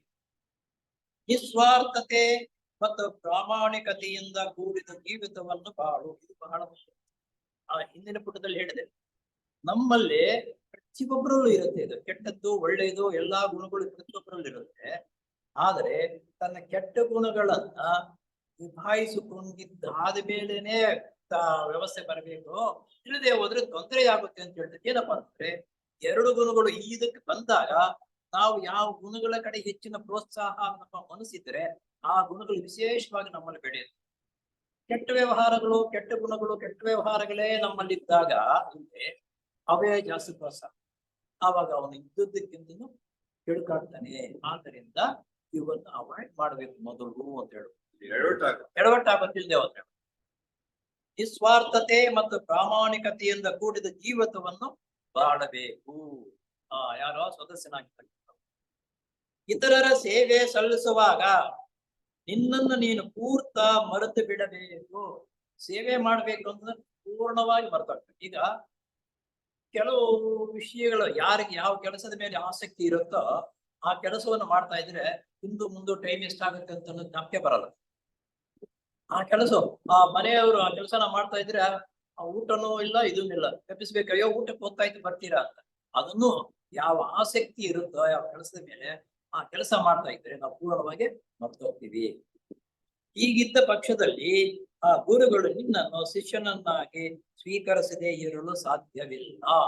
ಆ ಮಹಾತ್ಮರಾಗಿರ್ತಕ್ಕಂಥವರು ನೀನು ಆ ಗುಣಗಳನ್ನ ಆ ಧ್ಯೇಯವನ್ನ ಅನುಸರಿಸಿ ಜೀವನ ನಡೆಸಬೇಕು ದೃಢವಾಗಿರತಕ್ಕಂಥ ಸಂಕಲ್ಪವನ್ನ ಮಾಡಿ ಬಂದಾಗ ಅತ್ಯಂತ ಉತ್ತಮವಾಗಿರ್ತಕ್ಕಂಥ ನಡತೆ ಗುಣಗಳನ್ನು ನಾವು ಬೆಳೆಸಿಕೊಂಡಿದ್ದಾಗ ಮಾತ್ರ ನಮ್ಗೆ ಹೆಚ್ಚಿನ ಪ್ರೋತ್ಸಾಹ ಉತ್ತಮ ರೀತಿ ಆಡ್ತೀವಿ ಇರುತ್ತೆ. ಏನಾದ್ರೂ ನಮ್ಮಲ್ಲಿ ಲೋಪದೋಷ ಕೆಟ್ಟದ್ದಿದ್ರೆ ಅವಕ್ಕೂ ಪ್ರೋತ್ಸಾಹ ಬರುತ್ತೆ. ಕೆಟ್ಟದ್ದನ್ನು ಮಾಡ್ಕೊಂಡು ಹೋಗ್ತಾ ಇರೋದ್ರಿಂದ ನಾವು ಕೆಳಗಡೆಗೆ ಅದಕ್ಕೆ ಸಾಧ್ಯವಾಗಿ ಅನೇಕ ದಾರಿಗಳಿರುತ್ತೆ ಅಂತ ಹೇಳಿ. ಈ ಪವಿತ್ರ ಮತ್ತು ಗಾಢವಾದ ಅರ್ಥವುಳ್ಳ ವಾಕ್ಯಗಳನ್ನು ಧ್ಯಾನ ಮಾಡೋದರ ಮೂಲಕ ಅವುಗಳ ಸಾರವನ್ನು ಕಂಡುಕೊಳ್ಳಬಹುದು. ನೋಡಿ, ಇಲ್ಲೊಂದು ಮುಖ್ಯವಾಗಿ ಹಿಸಾಬ್ಕಲ್ ಸೊಸೈಟಿ ಸದಸ್ಯನಾಗಿರ್ತಕ್ಕಂಥವನು ಧ್ಯಾನ ಮಾಡ್ತಕ್ಕಂಥದ್ದು ಕಂಪಲ್ಸರಿ. ಅದು ಬೆಳಗ್ಗೆ ಮತ್ತು ಸಾಯಂಕಾಲ ಕನಿಷ್ಠ ಅಂತಂದ್ರೆ 10-15 ನಿಮಿಷ ಆದ್ರೂ ಬೆಳಗ್ಗೆ ಸಾಯಂಕಾಲ ಧ್ಯಾನ ಮಾಡ್ತೀವಿ. ಧ್ಯಾನ ಮಾಡೋದು ಯಾತಕ್ಕಾಗಿ ಅಂತ ಹೇಳ್ತಾರೆ ನೋಡಿ. ಧ್ಯಾನ ಮಾಡುವಾಗ ನನ್ನಲ್ಲಿರ್ತಕ್ಕಂಥ ಲೋಪ ದೋಷಗಳು ಏನಿದೆ ಅಂತ ಆ ಧ್ಯಾನ ಕಾಲದಲ್ಲಿ ಇಕ್ಕೆ ಬರುತ್ತೆ.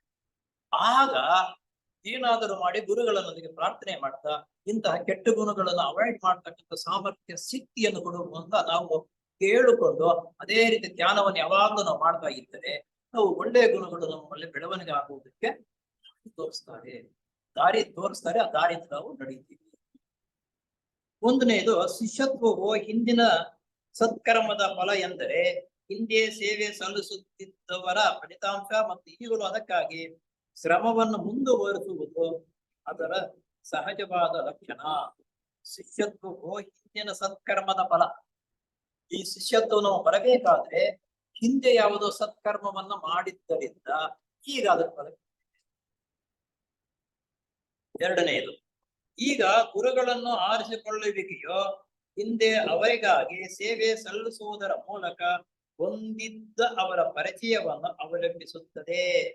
ಗುರುಗಳನ್ನು ನಾವು ಆವಾಗಲೇ ಹೇಳಿದ್ವಿ, ಗುರುಗಳನ್ನು ಆಯ್ಕೆ ಮಾಡಿಕೊಳ್ಳುವಾಗ ಪ್ರಥಮವಾಗಿ ನಾವು ಪ್ರವೇಶ ಪಡೆದಾಗ ಆ ಹಿಂದಿನ ಜನ್ಮದಲ್ಲಿ ಆ ಗುರುಗಳಿಗೂ ನಮಗೂ ಸಂಪರ್ಕ ಯಾವುದೋ ಒಂದು ವಿಧದಲ್ಲಿ ಬಂದಿರುತ್ತೆ. ಆಗ ತಕ್ಷಣ ನಾವು ಅವ್ರ ಕಡೆವನ್ನೇ ಗಮನ ಕೊಟ್ಟು ಅವರು ನಮ್ಮ ಕಡೆ ಪ್ರೋತ್ಸಾಹವನ್ನು ಕೊಟ್ಟು ಅದು ಒಂದು ಒಬ್ಬರಲ್ಲೊಬ್ಬರು ಬಾಂಧವ್ಯ ಹೆಚ್ಚಾಗುತ್ತದೆ.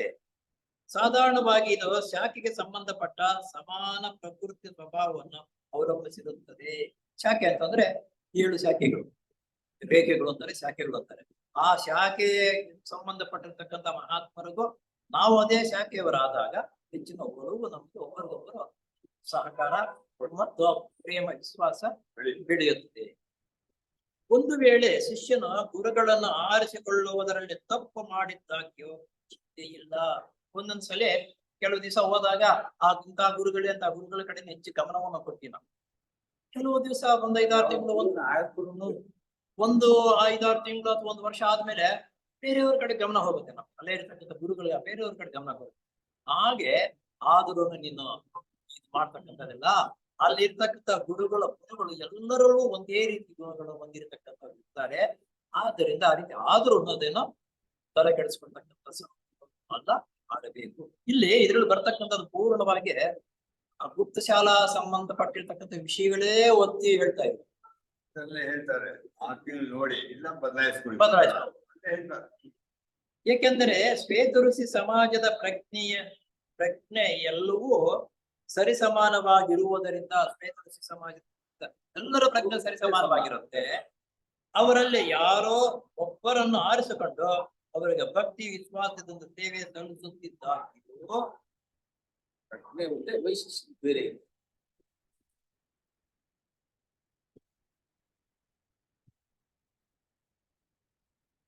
ಎಲ್ಲರನ್ನು ಆ ಮೂಲಕ ಸೇವಿಸಿದಂತೆ ಆಗುತ್ತದೆ. ಅಲ್ಲೇನಪ್ಪ ಅಂದ್ರೆ ನಾವು ಮೊದಲು ಈ ಗುರುಗಳ ಮೇಲೆ ನಮ್ಗೆ ಪ್ರೋತ್ಸಾಹ ಇತ್ತು. ದಿನೇ ಆದ್ಮೇಲೆ ಸ್ವಲ್ಪ ಕಡಿಮೆ ಆದಾಗ ಬೇರೆಯವರ ಕಡೆ ಗಮನ ಕೊಟ್ಟಾಗ ಗಾಬರಿ ಪಡಬೇಕಾಗಿಲ್ಲ. ಎಲ್ಲರೂ ಸರಿಸಮಾನರು ಅಲ್ಲಿರ್ತಕ್ಕಂಥವ್ರು. ಅವರು ಒಂದೇ ದೃಷ್ಟಿಯಿಂದ ಎಲ್ಲ ನೋಡ್ತಕ್ಕಂಥವ್ರು ಆಗ್ತಾರೆ. ಅದಕ್ಕೆ ಗಾಬರಿ ಪಡುವ ಅವಶ್ಯಕತೆ ಇಲ್ಲ. ಆ ಮಟ್ಟದಲ್ಲಿ ವ್ಯಕ್ತಿ ಭಾವನೆ ಇರುವುದಿಲ್ಲ. ಅಲ್ಲಿರ್ತಕ್ಕಂಥವ್ರು ಅಯ್ಯೋ ನಮ್ ಕಡೆ ಇಷ್ಟು ಸೆಲ್ಲಿದ್ರು, ಈ ಕಡೆ ಇವಾಗ ಆ ಕಡೆಗೆ ಗಮನ ಕೊಡ್ತಾ ಇದ್ದಾರೆ ಅಂತಕ್ಕಂಥ ಭಾವನೆ ಚೂರು ಅವರಿಗೆ ಬರಲ್ಲ. ನಮ್ಮಂತವ್ರಾದ್ರೆ ನಾವು ತಿಳುವಳಿಕೆ ಇಲ್ಲ, ನಾವು ಪರಿಣಿತರಾಗಿಲ್ಲ. ಇಷ್ಟು ದಿವಸ ನನ್ ಕಡೆ ಇದ್ರು, ನಮ್ ಕಡೆ ಮಾತಾಡ್ತಾ ಇದ್ರು, ಹೇಳ್ತಿ ಮಾಡ್ತಾ ಇದ್ರು, ಇವಾಗ ನೋಡಕ್ ಇದ್ದಕ್ಕಿದ್ದೀನಿ ಈ ರೀತಿ ಆಗೋದ್ರಿಂದ ಅಸೂಯೆ ಆವಾಗ್ಲೇ ನಮಗೆ ಆ ರೀತಿ ಅವರಲ್ಲಿ ಇರುವುದಿಲ್ಲ ಭಾವನೆ. ಆಮೇಲೆ 3ನೇದೇನಪ್ಪ ಅಂದ್ರೆ ಇಲ್ಲಿ ಗುರುಗಳ ಅದಕ್ಕೆ ಸೇರಬೇಕಾದ್ರೆ ಏನೇನೋ ಲಕ್ಷಣಗಳಿರ್ಬೇಕು ಅಂತ ಅನ್ನೋದು ಹೇಳ್ತಾರೆ. 2 ಆಯ್ತು. 3ನೇದು ಗುರುಗಳ ಹೆಸರಿನಲ್ಲಿ ಸೇವೆ ಸಲ್ಲಿಸುವುದು ಎಂದರೆ ನಿಜವಾಗಿಯೂ ನಮ್ಮ ಪ್ರಜ್ಞೆಯ ಕೇಂದ್ರವಾದ ಹೃದಯ ಮಧ್ಯದ ಸಿಂಹಾಸನದಲ್ಲಿ ಆ ಮೂರ್ತಿಯನ್ನು ಮಂಡಿಸಿ ನಾವು ಆ ಮಹಾನುಭಾವನ ಸದುದ್ದೇಶದಲ್ಲಿ ಒಂದಾಗುವುದು. ಇಲ್ಲಿ ನಾವು ಹೋಗ್ತಾನೆ ಸ್ವಲ್ಪ ಹೊತ್ತು ಧ್ಯಾನ ಮಾಡ್ತೀವಿ. ಧ್ಯಾನ ಮಾಡುವ ಕಾಲವನ್ನು ಕೊಟ್ಟಿರದೆ ಅಂತಕ್ಕಂಥದ್ದಂದ್ರೆ ಆ ಧ್ಯಾನ ಮಾಡ್ತಕ್ಕಂಥ ಕಾಲದಲ್ಲಿ ನಮ್ಗೆ ಸಂಬಂಧಪಟ್ಟಿರ್ತಕ್ಕಂಥ ಗುರುಗಳನ್ನ ಭಾವಚಿತ್ರವನ್ನು ನೋಡಿ ನಮ್ಮ ಮನಸ್ಸಿನಲ್ಲಿ ಆ ಭಾವಚಿತ್ರವು ನಮ್ಮ ಹೃದಯಾಂತರದಲ್ಲಿ ಇಟ್ಕೋಬೇಕು. ಅವಾಗ ಅದೇ ಬೆಳಕುವಾಗ ನಮ್ಮ ಆ ಭಾವಚಿತ್ರವೇ ನಮ್ಮ ಹೃದಯಾಂತರದಲ್ಲಿ ಇರುತ್ತದೆ, ಇಟ್ಕೋಬೇಕು. ಮಹಾನುಭಾವನ ಸದುದ್ದೇಶದಲ್ಲಿ ಒಂದಾಗುವುದು. 4ನೇದು ನಮ್ಮ ನಿಯಮಗಳ ಪ್ರಕಾರ ಧರ್ಮ ಮಾರ್ಗದಲ್ಲಿ ಅಚಲವಾಗಿ ಬಾಳ್ವೆ ನಡೆಸಬೇಕು. ಇದೇ ಬಹಳ ಕಷ್ಟ. ನಮ್ಮ ನಿಯಮಗಳ ಪ್ರಕಾರ ಸೊಸೈಟಿ ಬಹಳ ನಿಯಮಗಳಿದೆ. ನಿಯಮಗಳು ಬಂದಿದ್ದಾರೆ ಪ್ರಕಾರ ಧರ್ಮ ಮಾರ್ಗದಲ್ಲಿ ಅಚಲವಾಗಿ ಬಾಳ್ವೆ ನಡೆಸಬೇಕು. ಆ ನಿಯಮಗಳು ತಿಳ್ಕೊಂಡು ಅದರಂತೆ ನಮ್ಮ ಜೀವನವನ್ನು ನಡೆಸಬೇಕು ಎಂದು ಗುರುಗಳು ಹೇಳುತ್ತಾರೆ. ಪರಮಗುರು ಚರಣ ಸನ್ನಿಧಿ ಎಂಬ ಗ್ರಂಥವನ್ನ ವ್ಯಾಸಂಗ ಮಾಡುವ ಮೂಲಕ ಆ ನಿಯಮಗಳೆಲ್ಲವೂ ತಿಳಿದು ಬರುತ್ತದೆ. ಅದರಲ್ಲಿ ಪರಮಗುರು ಚರಣ ಸನ್ನಿಧಿ ಪುಸ್ತಕ ಇದೆಯಲ್ಲ, ಬಹಳ ಉಪಯುಕ್ತವಾಗಿರ್ತಕ್ಕಂಥ ವಿಷಯ. ಅದರಲ್ಲಿ ಇಲ್ಲದೆ ಇರತಕ್ಕಂಥ ವಿಷಯವೇ ಇಲ್ಲ, ಪೂರ್ಣವಾಗಿ ಅದರಲ್ಲಿದೆ. ಕಾರಣ ಇವ್ಗೆ ಲೆಟ್ ಬೀಟರು ದಿವ್ಯ ದೃಷ್ಟಿಯಿಂದ ನೋಡಿ ಬರೆದಿರತಕ್ಕಂಥ ವಿಷಯ. ಹಿಂದೆ ಭಗವದ್ಗೀತೆ ಬೋಧನೆ ಮಾಡಿದ್ರು, ಈಗ ಭಗವದ್ಗೀತೆ ಬೋಧನೆ ಇಲ್ಲ. ಯಾವ್ದು? ಪರಮಗುರು ಚರಣ ಸನ್ನಿಧಿಯಲ್ಲಿ ಬರುತ್ತೆ. ಪರಮಗುರು ಚರಣ ಸನ್ನಿಧಿಯಲ್ಲಿ ಎಂಬ ಗ್ರಂಥವನ್ನ ವ್ಯಾಸಂಗ ಮಾಡುವ ಮೂಲಕ ಆ ನಿಯಮಗಳೆಲ್ಲವೂ ತಿಳಿದು ಬರುತ್ತವೆ. ಆ ನಿಯಮಗಳು 6 7 ಇದೆಯಲ್ಲ, ಒಂದೊಂದನ್ನು ವಿವರಣೆ ಮಾಡ್ಕೊಂಡು ಅವರು ಅಲ್ಲಿ ಬರೆದಿದ್ದಾರೆ. ಅದನ್ನು ನಾವು ಪರಮಗುರು ಚರಣ ಸನ್ನಿಧಿ 12ನೇ ವಯಸ್ಸಿನಲ್ಲಿ ಬರೆದಿರ್ತಕ್ಕಂಥದ್ದು. ನೇರವಾಗಿ ಗುರುಗಳಿಂದ ಗುರುಗಳಿಂದನೇ ಬರೆದಿದ್ದಾರೆ. 5ನೇ ನಿಸ್ವಾರ್ಥತೆ ಮತ್ತು ಪ್ರಾಮಾಣಿಕತೆಯಿಂದ ಕೂಡಿದ ಬಾಳು. ನಿಸ್ವಾರ್ಥತೆ ಮತ್ತು ಪ್ರಾಮಾಣಿಕತೆಯಿಂದ ಕೂಡಿದ ಬಾಳು ಜೀವನ ನಡೆಸಬೇಕು. ನಿಸ್ವಾರ್ಥತೆ ನಮ್ಮವ್ರು ಬಂದ್ರು ಒಂದು ರೀತಿ, ಇನ್ನೊರು ಬಂದ್ರು ಇನ್ನೊಂದು ರೀತಿ ನೋಡ್ತಕ್ಕಂಥದ್ದು. ಆಮೇಲೆ ಪ್ರಾಮಾಣಿಕತೆ ಇರ್ಬೇಕು. ಯಾವ ಕೆಲಸ ಮಾಡ್ಬೇಕಾದ್ರು ಏನಿದ್ರು ಪ್ರಾಮಾಣಿಕತೆ ಅಂತ ನಿಸ್ವಾರ್ಥತೆ ಪ್ರಾಮಾಣಿಕತೆ ಅಂತ ಬಹಳ ಮುಖ್ಯವಾಗಿರ್ತಕ್ಕಂಥದ್ದು. ಗುರುಗಳು ಮನೋದೇಹ ಮತ್ತು ಕಾಮದೇಹಗಳ ಪರಿಶುದ್ಧತೆಯನ್ನು ಆ ಮೂಲಕ ವ್ಯಕ್ತಪಡಿಸುತ್ತಾರೆ. ಗುರುಗಳು ಕಾಮದೇಹ ಮನೋದೇಹ ಕಾಮದೇಹ ಪರಿಶುದ್ಧತೆ ಆಗುವುದು. ಎಲ್ಲಿ ನಾವು ಈ ಶಾಲೆಗೆ ಹೋಗ್ತೀವಲ್ಲ, ಶಾಲೆಗೆ ಅಲ್ಲಿ ಬರ್ತಕ್ಕಂಥದ್ದು ಮನೋದೇಹ ಮತ್ತು ಕಾಮದೇಹ ಪರಿಶುದ್ಧತೆ ಮಾಡಿಕೊಳ್ಳುವುದಕ್ಕೆ ಅಲ್ಲಿ ಹೆಚ್ಚಿನ ಪ್ರಧಾನತೆ ಇದೆ. ಅವು ಪರಿಶುದ್ಧತೆ ಆಗೋದು ಯಾವಾಗ? ನಮ್ಮ ಜೀವನದಲ್ಲಿ ನಡತೆಯಲ್ಲಿ ಪರಿಶುದ್ಧವಾಗಿ ನಡ್ಕೊಳ್ತಾ ಇದ್ದಾಗ ಅಪರಿಶುದ್ಧವಾಗಿ ಆಗುತ್ತೆ. ಆ ರೀತಿ ಪರಿಶುದ್ಧತೆಯಿಂದ ನಡ್ಕೊಳ್ತಕ್ಕಂಥವರೇ ಅಲ್ಲಿಗೆ ಆಗ್ತಾರೆ. ಅದು ಇಲ್ಲ, ಹೆಚ್ಚು ಕಡಿಮೆ ಇದ್ರೆ ಪೂರ್ಣವಾದ ಮನೋದೇಹದ ಪರಿಶುದ್ಧತೆ. ಯಾರಾದರೂ ನಮ್ಮನ್ನು ಹೊಗಳಿದಾಗ ನಾವು ಉಬ್ಬಿ ಸಂತೋಷ ಪಡುವುದು, ಇತರರ ಟೀಕೆಯನ್ನು ನಮ್ಮನ್ನು ಕೆರಳಿಸಿದರೆ, ಇತರರ ನಮ್ಮನ್ನು ಹೊಗಳದೇ ಇರುವಾಗ ಖಿನ್ನತೆ ಉಂಟಾಗುತ್ತದೆ. ಮನೋದೇಹ ಪೂರ್ಣವಾಗಿ ಶುದ್ಧಿಯಾಗಿದ್ದರೆ ಇನ್ನು ಹೊಗಳಿದ್ರು ಒಂದೇ ರೀತಿಯ ಕತೆ, ಹೇಳಿದ್ರು ಒಂದೇ ರೀತಿ. ಆ ಮಟ್ಟಕ್ಕೆ ನಾವು ಬೆಳಿಬೇಕು. ಆ ದೇಹ ಮಟ್ಟಕ್ಕೆ ಇನ್ನು ಹೊಗಳಿದಾಗ ಅಭ್ಯಾಸ ಅಂದಾಗ ಅವು ಮಾಡ್ಕೊಳ್ತೀವಿ, ಸ್ವಲ್ಪ ಏನಾದ್ರೂ ಹಿಂದೂ ಮುಂದಂದಾಗ ಅವ್ರ ಕತೆ ಬಿಟ್ಬಿಟ್ಟು ಖಿನ್ನತೆ ಬಂದ್ಬಿಡ್ತೀವಿ. ಆ ರೀತಿ ಇದ್ರೆ ಆ ದೇಹ ಬೆಳವಣಿಗೆ ನಮ್ಮಲ್ಲಿ ಆಗಿಲ್ಲ ಅಂತ ಖಿನ್ನತೆ ಉಂಟಾಗುತ್ತದೆ. ಇತರರು ನಮ್ಮ ಕೆಲಸದಲ್ಲಿ ಅನಾವಶ್ಯಕವಾಗಿ ಕೈ ಹಾಕಿದಾಗ ನಮಗೆ ಬೇಸರವಾದರೆ, ನಮಗಿಂತ ಇತರರು ಹೆಚ್ಚು ಸೇವಾಪರರಾಗಿರುವುದನ್ನು ನೋಡಿ ನಾವು ಸಹಿಸದೇ ಇದ್ರೆ ನಾವು ಮಾಡ್ತಾ ಇರ್ತೀವಿ. ಯಾವುದೋ ಒಂದು ಕೆಲಸ ವ್ಯವಸ್ಥೆ ನಮಗಿಂತ ಉತ್ತಮವಾಗಿ ಇವ್ರು ಕೆಲಸ ಮಾಡ್ತಾ ಇದ್ದಾರೆ, ನಮಗಿಂತ ಹೆಚ್ಚಿನ ಹೆಸರು ಇವ್ರು ಬರ್ತಾ ಇದೆ ಅಂತಕ್ಕಂಥದ್ದು ಖಿನ್ನತೆ ಮನೋಭಾವ ಇರಬಾರದು. ಆ ರೀತಿ ಇರಬಾರದು, ಬರಲೇಬಾರದು. ನಮ್ಮ ದೇಹಗಳ ಪರಿಶುದ್ಧತೆ ಇಲ್ಲವೆಂದು ಧಾರಾಳವಾಗಿ ಹೇಳಬಹುದು. ಯಾವಾಗ ಆ ರೀತಿ ನಮಗೆ ಖಿನ್ನತೆ ಅಥವಾ ಬೇರೆ ಹೊಟ್ಟೆ ಅವು ಇವು ಬಂದಾಗ ನಮ್ಮ ದೇಹಗಳು ಇನ್ನೂ ಬೆಳವಣಿಗೆ ಆಗಿಲ್ಲ ಅಂತಂದು ಅದು ಶುದ್ಧ ಗೊತ್ತಾಗ್ಬಿಡುತ್ತೆ. ದೇಹಗಳು ಬೆಳವಣಿಗೆ ಇದ್ದರೆ ಆ ರೀತಿ ಖಿನ್ನತೆ ಬರ್ತದೆ. ನಮ್ಮ ದೇಹಗಳ ಪರಿಶುದ್ಧತೆ ಇಲ್ಲವೆಂದು ಧಾರಾಳವಾಗಿ ಹೇಳಬಹುದು. ಮುಖ್ಯವಾಗಿ ನಮ್ಮ ಸ್ವಂತ ವಿಷಯದಲ್ಲೂ ಇತರರ ವಿಷಯದಲ್ಲೂ ಪ್ರಾಮಾಣಿಕತೆಯಿಂದ ವರ್ತಿಸಿದರೆ ನಮ್ಮ ಮನೋದೇಹದ ಪರಿಶುದ್ಧತೆಯು ಸ್ವಾರ್ಥವಿಲ್ಲದೆ ಇದ್ದರೆ ಕಾಮದೇಹದ ಪರಿಶುದ್ಧತೆಯು ಆ ಮೂಲಕ ಲಭಿಸಿದಂತೆ ಆಯಿತು. ಯಾವಾಗ ನಾವು ಪರಿಶುದ್ಧತೆಯಿಂದ ಜೀವನವನ್ನು ನಡೆಸಿ ವ್ಯವಸ್ಥೆ ರೀತಿಯಲ್ಲಿ ಇದ್ದಾಗ ನಮ್ಮ ದೇಹಗಳು ಬಹಳ ಮುಖ್ಯವಾಗಿ ಬೆಳವಣಿಗೆ ಆಗುತ್ತೆ. ನಾವು ಪರಿಶುದ್ಧ ಜೀವನವನ್ನು ನಡೆಸಲಿಲ್ಲ ಅಂತಂದ್ರೆ ಆ ದೇಹಗಳು ಬೆಳವಣಿಗೆ ಆಗಿರುವುದಿಲ್ಲ. ಆಮೇಲೆ 6ನೇ ನಿಯಮ ಏನ್ ಹೇಳ್ತಾರೆ? ಇನ್ನನ್ನು ಮರೆತೋ ಇತರರಿಗೆ ಸಹಾಯ ಮಾಡೋ. ಮಾನವ ವರ್ಗವನ್ನು ತಾಯಂದಿರು ತಮ್ಮ ಮಕ್ಕಳನ್ನ ಪ್ರೀತಿಸುವುದಕ್ಕಿಂತ ಹೆಚ್ಚು ನೈಜವಾಗಿ ಪ್ರೀತಿಸತಕ್ಕ ಮಹಾತ್ಮರ ಅನುಗ್ರಹವು ನಮಗೆ ಉಂಟಾಗಬೇಕಾದರೆ ನಾವು ನಮ್ಮ ಸುಖಾಪೇಕ್ಷೆಗಳನ್ನು ಒತ್ತಿಗಿಟ್ಟು ಇತರರ ಸೇವೆಯಲ್ಲಿ ನೈಜವಾಗಿ ತೊಡಗಬೇಕಾಗುತ್ತದೆ. ಇಲ್ಲಿ ತಾಯಿ ಪ್ರೇಮಕ್ಕೆ ಹೋಲಿಸ್ಬೇಕು. ಪ್ರಪಂಚದಲ್ಲಿ ತಾಯಿ ಪ್ರೇಮಕ್ಕಿಂತ ಮಿಗಿಲಾದ ಪ್ರೇಮ ಬೇರೆ ಯಾವುದೂ ಇಲ್ಲ. ಹಾಗೆ ತಾಯಿ ಪ್ರೇಮ ನಮ್ಮ ಮೇಲೆ ಎಷ್ಟಿರುತ್ತೋ ಹಾಗೆ ಗುರುಗಳು ನಮ್ಮ ಮೇಲೆ ಪ್ರೀತಿ ಪ್ರೇಮ ಇದ್ದೇ ಇರುತ್ತೆ. ನೈಜವಾಗಿ ಪ್ರೀತಿಸತಕ್ಕ ಮಹಾತ್ಮರ ಅನುಗ್ರಹವು ನಮಗೆ ಉಂಟಾಗಬೇಕಾದರೆ ನಾವು ನಮ್ಮ ಸುಖಾಪೇಕ್ಷೆಗಳನ್ನು ಒತ್ತಿಗಿಟ್ಟು ಇತರರ ಸೇವೆಯಲ್ಲಿ ನೈಜವಾಗಿ ತೊಡಗಬೇಕಾಗುತ್ತದೆ. ನಮ್ಮ ಸ್ವಾರ್ಥ, ನಮ್ಮ ಸುಖ ಸಂತೋಷವನ್ನು ಪಕ್ಕಕ್ಕಿಂತ ಸಾರ್ವಜನಿಕರ ಸೇವೆಯಲ್ಲಿ ದುಡಿಸಬೇಕು ನಾವು ಅನ್ನೋದು.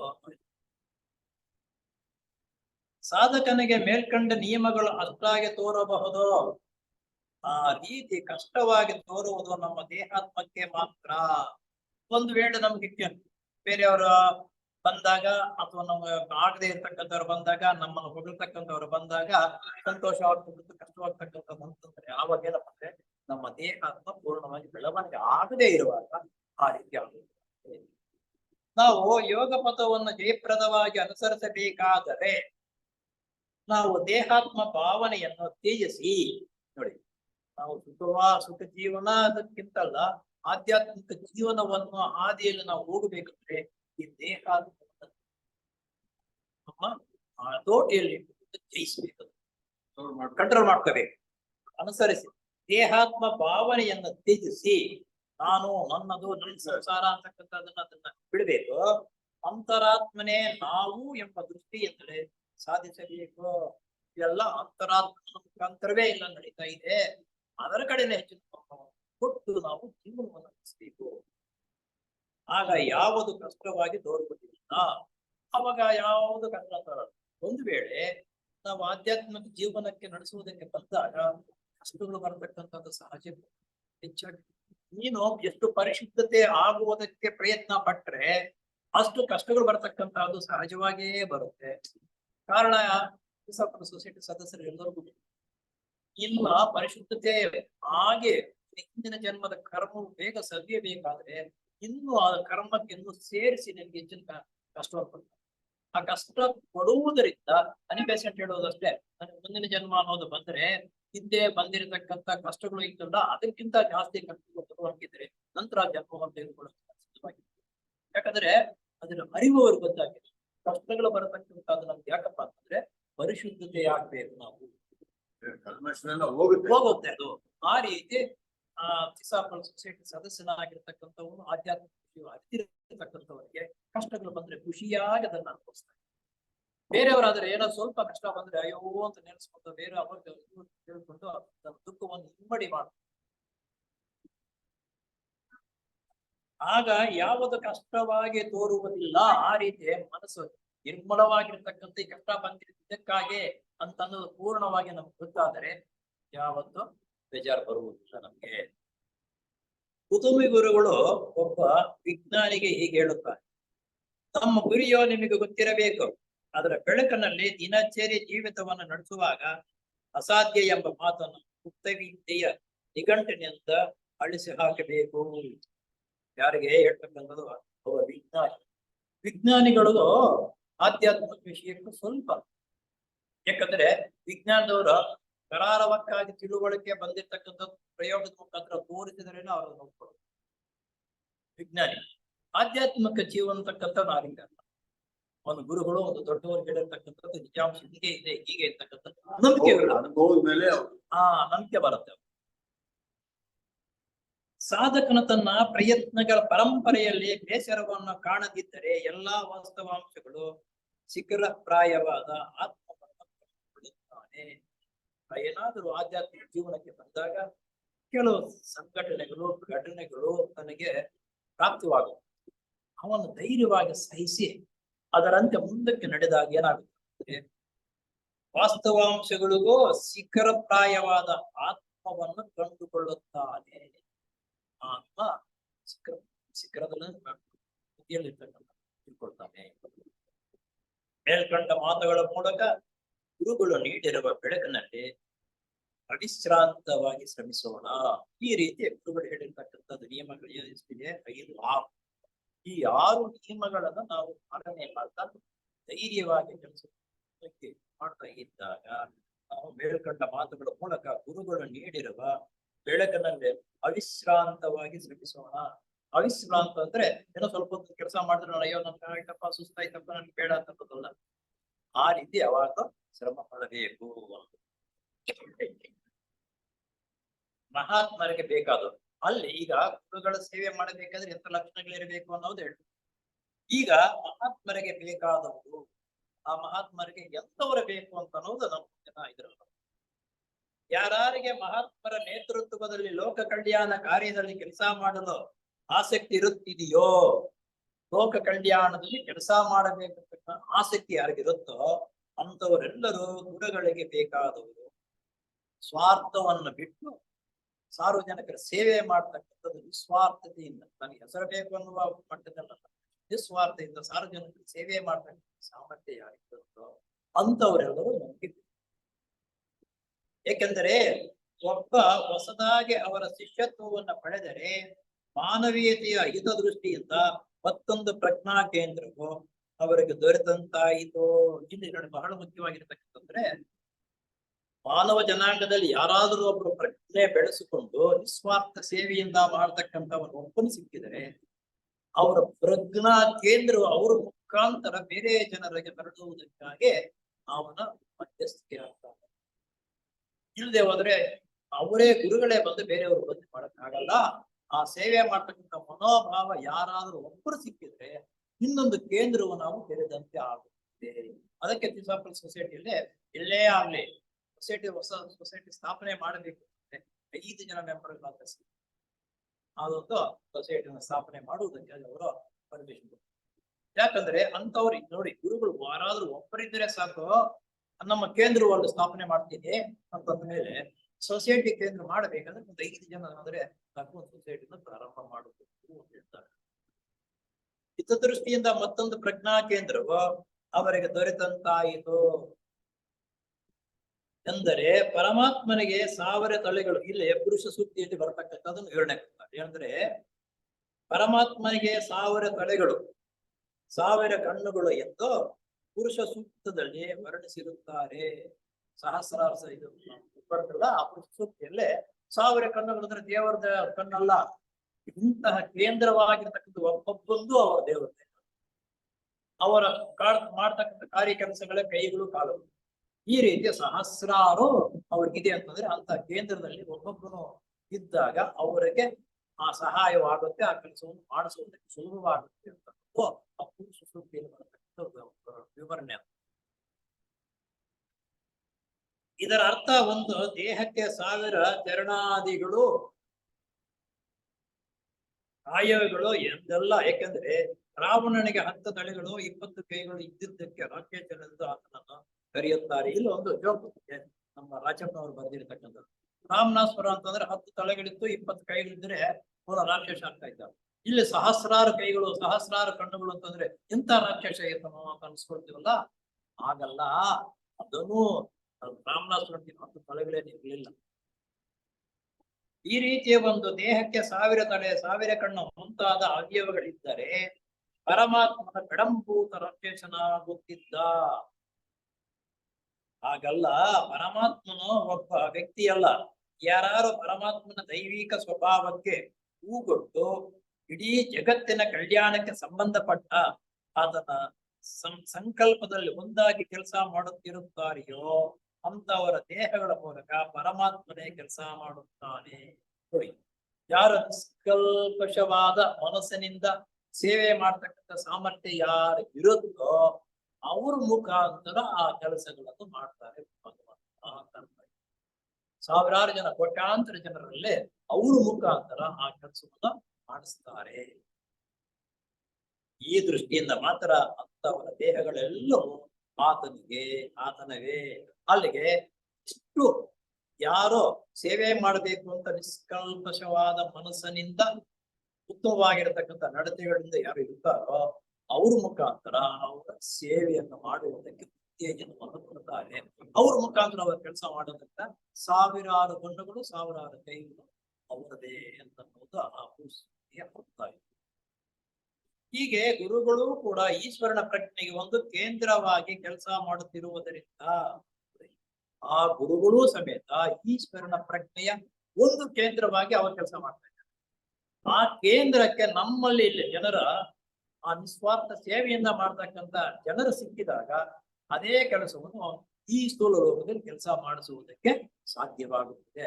ಅವರೇ ಇಳಿದು ಬಂದು ಮಾಡುವುದಲ್ಲ. ನೋಡಿ, ಈಶ್ವರನ ಸೇವೆ ಈಶ್ವರನ ಅದು ಗುರುಗಳು ಬರುತ್ತೆ. ಗುರುಗಳಿಂದ ಇಲ್ಲಿ ನಾವು ಸ್ಥೂಲ ಲೋಕದಲ್ಲಿ ಇರ್ತಕ್ಕಂಥವರಿಗೆ ಉತ್ತೇಜನ ಕೊಟ್ಟ ಕೆಲಸ ಅವ್ರು ಮಾಡಿಸ್ತಾರೆ. ಹೀಗೆ ಒಂದು ಪರಂಪರೆಯಾಗಿ ಅಥವಾ ಒಂದು ಸ್ಟೆಪ್ ಬೈ ಸ್ಟೆಪ್ ಇಳಿದು ಬಂದು ಸ್ಥೂಲ ಲೋಕದಲ್ಲಿ ಕೆಲಸ ಮಾಡುತ್ತಿದ್ದಾರೆ ಅಂತ ಇದರ ಅರ್ಥ. ಶಿಷ್ಯನು ಇದರ ಪ್ರಜ್ಞೆಯಲ್ಲಿ ಒಂದಾಗಿರುವುದರಿಂದ ಗುರುಗಳು ತಮ್ಮ ಶಿಷ್ಯರ ಮೂಲಕ ಕೆಲಸ ಮಾಡಿ ಲೋಕ ಕಲ್ಯಾಣ ಕಾರ್ಯವನ್ನು ವಿಸ್ತರಿಸಬಲ್ಲರು. ನೋಡಿ, ಶಿಷ್ಯನು ಗುರುಗಳ ಮನಸ್ಸಿನಲ್ಲಿ ಇರತಕ್ಕಂತ ವಿಷಯಗಳನ್ನು ಗುರುಗಳ ಮೇಲೆ ಹೆಚ್ಚಿನ ಪ್ರೀತಿ ವಿಶ್ವಾಸವನ್ನು ಇಟ್ಟುಕೊಂಡು ನಿಸ್ವಾರ್ಥ ಸೇವೆಯಿಂದ ಕೆಲಸ ಮಾಡ್ತಾ ಇದ್ದಾಗ ತಾನು ಒಬ್ಬನು ಉತ್ತಮವಾಗಿರ್ತಕ್ಕಂಥ ಸೇವೆ ಮಾಡ್ತಕ್ಕಂಥ ವಿಷಯಗಳನ್ನ ಗ್ರಹಿಸಿಕೊಂಡಿರ್ತಕ್ಕಂಥ ಒಬ್ಬನಿದ್ರೆ ಅವನ ಮುಖಾಂತರ ಹತ್ತಾರು ಜನರನ್ನು ಆಕರ್ಷಣೆ ಮಾಡಿ ಆಧ್ಯಾತ್ಮಿಕ ಜೀವನವನ್ನು ನಡೆಸ್ತಕ್ಕಂಥವನು ಗುರುಗಳ ಸೇವೆ ಮಾಡ್ತಕ್ಕಂಥವ್ರು ನೂರಾರು ಜನ ನಾವು ತಯಾರು ಮಾಡಬಹುದು. ಆದ್ರಿಂದ ಒಬ್ಬನು ಸರಿಯಾಗಿರ್ತಕ್ಕಂಥವ್ರು ಸಿಕ್ಕಿದ್ರೆ ನೂರಾರು ಜನರನ್ನ ಅವ್ರ ಮುಖಾಂತರ ತಯಾರು ಮಾಡಬಹುದು ಅಂತ ಗುರುಗಳ ಯೋಜನೆ ಗುರುಗಳಿರ್ತಕ್ಕಂಥದ್ದು. ನೋಡಿ ನಮ್ಗೆ ಗೊತ್ತು, ಸ್ವಾಮಿ ವಿವೇಕಾನಂದ ಒಬ್ಬರೇ ಭಾಷಣ ಮಾಡಿದ್ರು. ಅವರು ಒಬ್ಬ ಭಾಷಣ ಅವ್ರು ಹೇಳಿರ್ತಕ್ಕಂಥ ವಿಷಯಗಳು ಸಾವಿರಾರು ಜನ ಪರಿವರ್ತನೆ ಆದರು. ಹಾಗೆ ಒಬ್ಬರು ಸಹ ಅವರಿಂದ ಬೇರೆ ಜನರನ್ನ ಸಾವಿರಾರು ಜನರನ್ನ ಪರಿವರ್ತನೆ ಮಾಡಿಸಬಹುದು ಅಂತಕ್ಕಂಥದ್ದು ಗುರುಗಳ ಕಲ್ಪನೆ ಇದೆ. ಆದುದರಿಂದ ಎಷ್ಟೋ ಜನ ಅವರ ಶಿಷ್ಯತ್ವವನ್ನು ಪಡೆದರೆ ಅಷ್ಟು ದೇಹಗಳ ಮೂಲಕ ಗುರುಗಳು ಕೆಲಸ ಮಾಡೋದಕ್ಕೆ ಅವಕಾಶ ಒದಗುತ್ತದೆ. ಇಲ್ಲಿ ನಾವು ತಯಾರು ಮಾಡ್ಬೇಕು ಕೇಂದ್ರಗಳು, ದಿಸಾಪರ ಸೊಸೈಟಿ ಕೇಂದ್ರಗಳು ಇರ್ತಕ್ಕಂಥ ಮುಖ್ಯ ಉದ್ದೇಶವಷ್ಟೇ ಆ ಜನರನ್ನು ನಾವು ಆ ರೀತಿ ಗುರುಗಳ ಸೇವೆ ಮಾಡತಕ್ಕಂಥ ಮನೋಭಾವವನ್ನು ಬೆಳೆಸಬೇಕು. ಆ ಗುರುಗಳ ಸೇವೆ ಮಾಡತಕ್ಕಂಥ ಮನೋಭಾವವನ್ನು ಬೆಳೆಸಬೇಕಾದ್ರೆ ಅದಕ್ಕಾಗಿ ಕೇಂದ್ರಗಳಿರ್ತಕ್ಕಂಥವ್ರು ಅದಕ್ಕೆ ತಕ್ಕಂತೆ ನಾವು ಸಿದ್ಧತೆಯನ್ನು ಮಾಡಿಕೊಂಡು ಆ ಜನರನ್ನು ನಾವು ಹುರಿದುಂಬಿಸಿ ಕೆಲಸವನ್ನು ಪ್ರಾರಂಭಿಸಬೇಕು. ಅವರನ್ನ ಪರಿವರ್ತನೆ ಮಾಡತಕ್ಕಂಥದ್ದು ಈ ಕೇಂದ್ರವಾಗಬೇಕು. ಆದುದರಿಂದಲೇ ಅವರೂ ಕೂಡ ಆದಷ್ಟು ಜನರಿಗೆ ಶಿಷ್ಯತ್ವವನ್ನು ಪಡೆಯುವುದಕ್ಕೆ ಅವಕಾಶ ಕಲ್ಪಿಸಿಕೊಂಡು ಸಹಾಯ ಮಾಡುತ್ತಾರೆ. ಇನ್ನು ಸ್ವಲ್ಪ ಪ್ರಯತ್ನ ಪಟ್ಟು ಬೇರೆ ಜನರಿಗೆ ಈ ವಿಷಯವನ್ನು ಪ್ರೋತ್ಸಾಹ ಕೊಟ್ಟು ಅವ್ರನ್ನ ಹುರಿದುಂಬಿಸ್ಬೇಕಪ್ಪ ನೀನು ಸ್ವಲ್ಪ ಪ್ರಯತ್ನ ಪಟ್ರೆ ನಿನಗೆ ಹಿನ್ನೆಲೆ ಸಾಮರ್ಥ್ಯ ಸಿಕ್ಕಿ ಆ ಗುರುಗಳಿಂದ ನಿನಗೆ ಬಂದು ನಿನ್ನ ಮುಖಾಂತರ ಅವರನ್ನ ಪ್ರೇರೇಪಣೆ ಮಾಡಿಸುವುದಕ್ಕಾಗಿ ಅವರು ಪ್ರೋತ್ಸಾಹ ಮಾಡ್ತಾರೆ. ಇದು ಬಹಳ ಮುಖ್ಯ. ಪ್ರಯತ್ನ ಮಾಡು ಮರಳಿ ಪ್ರಯತ್ನ ಮಾಡು ಅಂತ. ಗುರುಗಳು ತಮ್ಮ ಶಿಷ್ಯರ ಮೂಲಕವಲ್ಲದೆ ಅವರು ಸ್ಥಾಪಿಸಿರುವ ದಿಸಾಪಲ್ ಸಮಾಜದ ಯೋಗ್ಯ ಸದಸ್ಯರ ಮೂಲಕವೂ ಸ್ವಲ್ಪ ಮಟ್ಟಿಗೆ ಕೆಲಸ ಮಾಡುತ್ತಾರೆ. ದಿಸಾಪಲ್ ಸೊಸೈಟಿ ಸ್ಥಾಪನೆ ಮಾಡಿ ಅಲ್ಲಿರ್ತಕ್ಕಂಥ ಸದಸ್ಯರು ಕೆಲವರು ಮುಖಾಂತರ ಆ ಕೆಲಸಗಳನ್ನ ಮಾಡಿಸ್ತಾರೆ. ಆದುದರಿಂದ ಸದಸ್ಯರುಗಳಾದ ನಾವು ಅವರ ಸಂಕಲ್ಪಕ್ಕನುಸಾರವಾಗಿ ಬಾಳುವುದರ ಮೂಲಕ ಅವರಿಗೆ ಬೆಂಬಲವಾಗಿ ನಿಲ್ಲಬೇಕು. ಗುರುಗಳಿಗೆ ಬೆಂಬಲವಾಗಿ ನಿಲ್ಲಬೇಕಾದ್ರೆ ನಮ್ಮ ನಡತೆ, ನಮ್ಮ ಗುಣ, ನಮ್ಮ ಪ್ರಾಮಾಣಿಕತೆ ಬೆಳೆಸಬೇಕು. ಕೆಲಸ ಮಾಡತಕ್ಕ ಸುಯೋಗವನ್ನು ಪಡೆಯುವುದಕ್ಕೆ ಇವರ ನಿಯಮಗಳನ್ನು ಕುಟುಂಬಿ ಗುರುಗಳು ಈ ಮುಂದಿನ ವಾಕ್ಯದಲ್ಲಿ ವ್ಯಕ್ತಪಡಿಸುತ್ತಾರೆ. ಗುರುಗಳ ಸಹಾಯ ನಮಗೆ ದೊರಕಬೇಕಾದ್ರೆ ಕೆಲವು ನಿಯಮಗಳನ್ನು ಮುಂದೆ ತಿಳಿಸ್ತಾರೆ. ಏನಪ್ಪಾ ಅಂದ್ರೆ, ನಮ್ಮಲ್ಲಿ ಅನನ್ಯವಾದ ಭರವಸೆಯನ್ನು ಇಟ್ಟು ನಿಸ್ವಾರ್ಥವಾದ ಹೃದಯದಿಂದ ಎದರದೆ ಶ್ರಮಿಸುವಂತಹ ಸತ್ಯಸಂಧರು ಧರ್ಮನಿಷ್ಠರು ನಮಗೆ ಬೇಕು.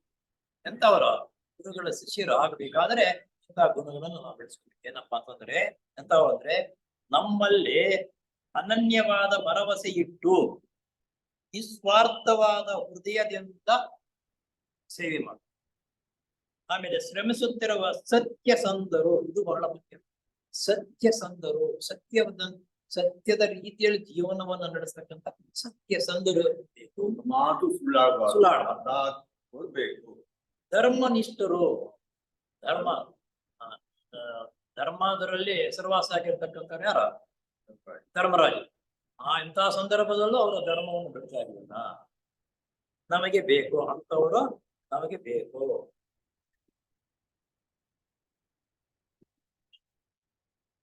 ಆ ರೀತಿಯ ಮನೋಭಾವನೆ ಒಂದಾಗಿ ಯಾರು ಕೆಲಸ ಮಾಡಬಲ್ಲರೋ ಅಂತಹರೊಡನೆ ಮಾತ್ರ ನಾವು ಕೆಲಸ ಮಾಡೋದು ಸಾಧ್ಯ.